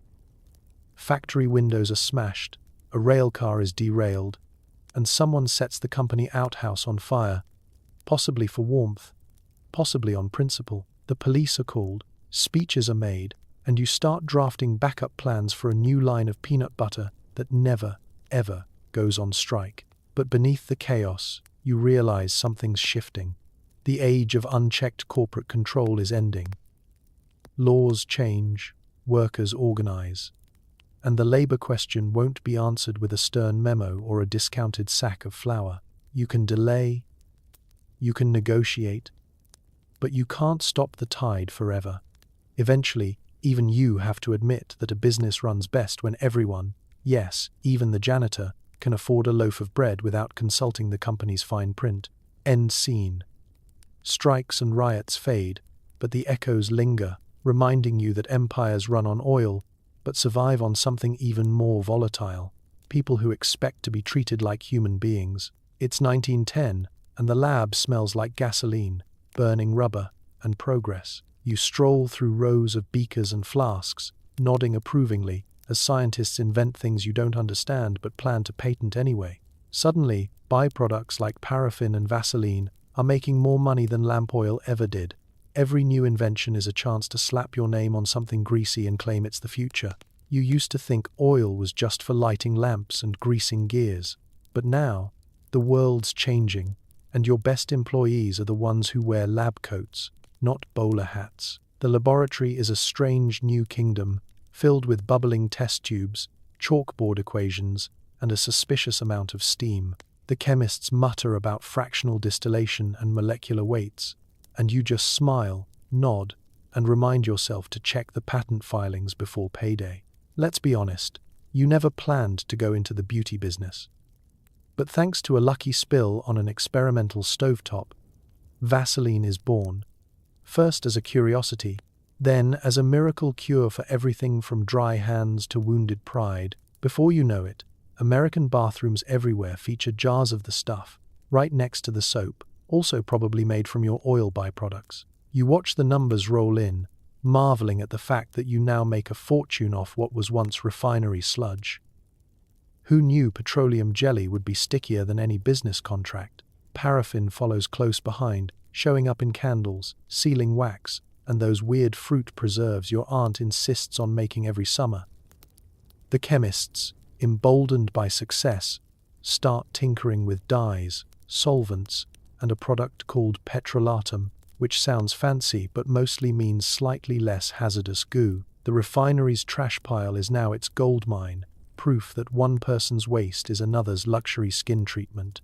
Of course, there are a few side effects. The office mailroom overflows with letters from inventors, each pitching the next wonder substance, now with 37% more petroleum. Your legal team develops a permanent squint from reading endless patent applications. Somewhere, a well-meaning scientist accidentally invents a rubber substitute that melts at room temperature.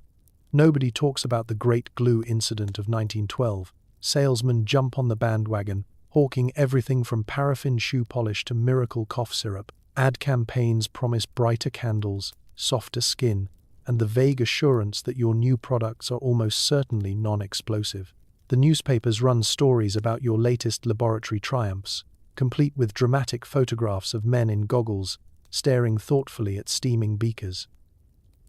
You stage photo ops with doctors, nurses, and the occasional grateful farmer, all smiling beside a conveniently labeled jar of Vaseline. Meanwhile, the profits roll in faster than you can say thermal cracking. The business model shifts. It's not just about selling oil anymore. It's about selling the idea that oil can become anything. if you trust the right chemist and ignore the smell. You reinvest in research, building bigger labs, hiring brighter minds, and quietly instructing everyone to keep fire extinguishers close at hand. You realize you're not just running an oil company now, you're running a science empire. You still can't pronounce half the words in the chemist's reports, but you don't need to. The only language that matters is the steady rise of the company's stock price, and maybe the faint, soothing hum of a lab experiment that hasn't exploded yet. End scene. In the age of big science and bigger profits, the real lesson is simple. Never underestimate the earning power of a good idea, a greasy byproduct, and a really persuasive advertisement, especially if it comes in a jar with your name on it. It's the roaring 20s, and your descendants are dancing the Charleston at parties where no one gets their hands dirty. The Rockefeller name is suddenly synonymous with museums, orchestras, and impressively large hats. You sponsor the arts, smile for photographs, and wonder if anyone remembers when your fortune came from accidentally setting rivers on fire. The old oil fields are a distant memory, replaced by city skylines that glitter with your name in golden letters. Where once there were ledgers and contracts, there are now invitations to galas, openings, and soirees that promise an evening of elegance and deliver enough champagne to float a battleship. The tuxedos are crisp, the pearls are real, and the hors d'oeuvres are so delicate you're not sure whether to eat them or frame them. Your grandchildren have mastered the art of the social season. Every weekend brings another fundraiser, another opera premiere, another opportunity to practice the family. Smile patented, of course, by your legal team. The family's reputation is airbrushed, powdered, and polished until the only oil anyone mentions is the kind in a vinaigrette. Gossip columnists track the Rockefeller clan like migratory birds, reporting on who wore what, who donated the most, and whose hat nearly caused a chandelier-related incident. You sponsor artists who claim to find deep meaning in arrangements of painted rocks. You endow symphonies with names longer than their actual performances. At every event, you practice your pensive pose, half philanthropist, half person trying to remember the difference between Matisse and mayonnaise. Sometimes you miss the honest stress of market negotiations, the thrill of price wars. Now, the most dangerous thing at a board meeting is a heated debate about floral arrangements. The museums are breathtaking, soaring marble halls filled with art from every corner of the world, and the faint echo of 1,000 whispered family secrets. Your name appears on plaques, programs, and donation checks. People speak of the Rockefeller legacy as if it's a Renaissance painting, not the product of decades of fierce business deals and accidental environmental crises. In public, you are the very picture of refinement, tailored suits, a measured laugh, and an uncanny ability to write large checks with a single eyebrow raised.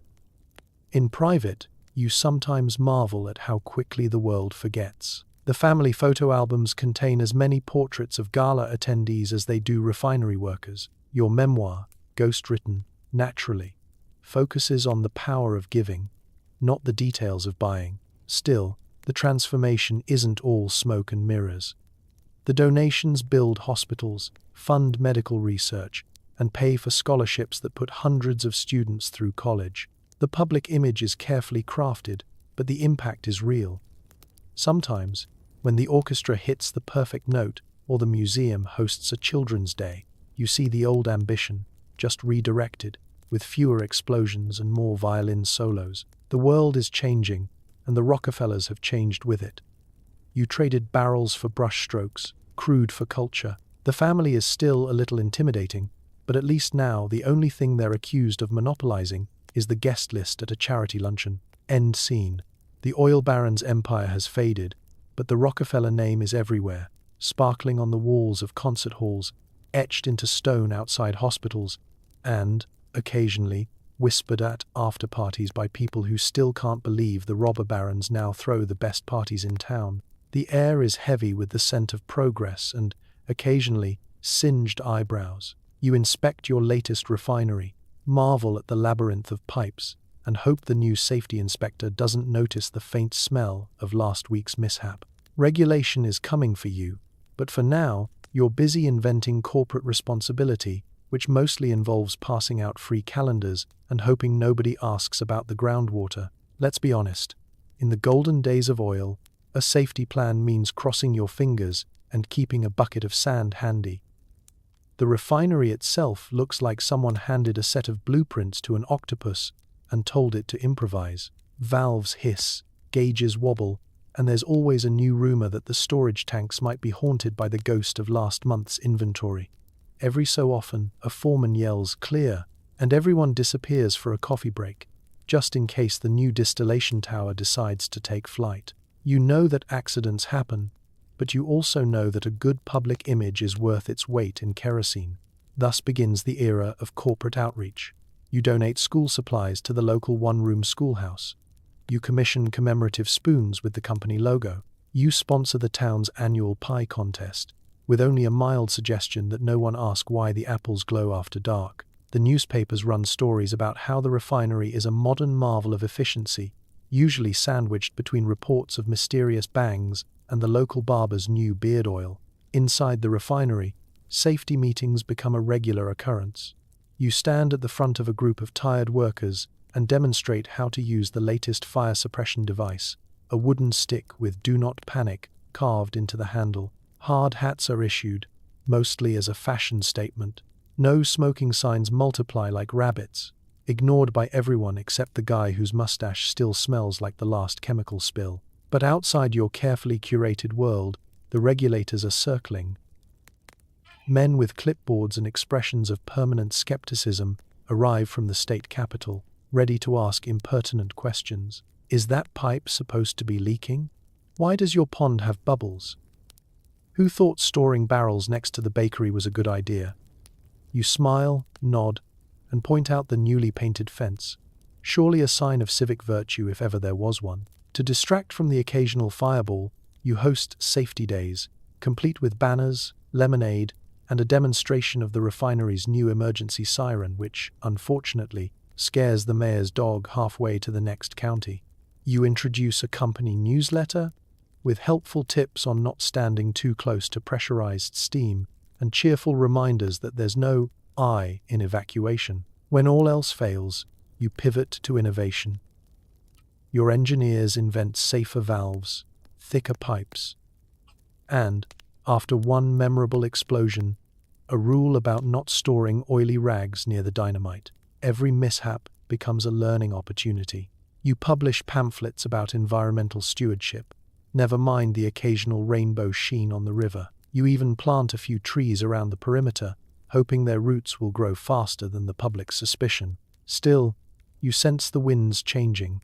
New laws are drafted, hearings are held, and suddenly there are rules about things like worker safety and pollution limits. You grumble, comply, and quietly wonder how anyone expects an oil baron to make a living when he can't even set off a minor explosion before breakfast. End scene. The refinery stands, battered but operational. Your mustache only slightly singed. Regulation has arrived, but so has the art of looking responsible. After all, progress is messy, and if you can survive the paperwork, you can survive anything. So here you are, drifting in the soft afterglow of another ridiculous historical adventure, having survived boardroom battles more cutthroat than any medieval dungeon, contract negotiations that made the Geneva Conventions look quaint, and oil spills so messy even your dreams need a mop. Tonight, as you lay in your impossibly comfortable bed, no stray barrels, no looming threat of a Senate investigation, no angry union organizer chanting outside your window. Maybe take a second to marvel at the sheer audacity of the Rockefellers and their kerosene-fueled empire.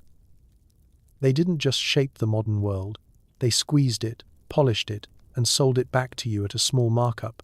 You've survived market crashes, labor riots, and enough legal loopholes to make your accountant cry. You've watched fortunes rise and fall, seen reputations rebuilt with nothing but a Bible, a brisk walk, and a suspiciously well-timed act of philanthropy. It wasn't pretty, and it certainly wasn't fair. But somehow, through luck, stubbornness, and the ability to buy entire newspapers, the Rockefellers kept on winning. So tonight, as you slip under your clean sheets with your light switch, your central heating, and absolutely zero need to bribe a railroad executive. Maybe whisper a quiet thank you to the chaos, ambition, and accidental brilliance of the Gilded Age. Because no matter how oily, ruthless, or bizarre the story, it's proof that history is written by people who are just a little bit ridiculous and a lot relentless. Rest easy knowing that, for once, you don't have to wake up tomorrow and corner the energy market before breakfast. You can just sleep, clean, warm, and safe from hostile takeovers. And that, in any era, is the real American dream. Good night, and may your dreams be free of lawsuits, oil slicks, and surprisingly vindictive journalists. You've earned it.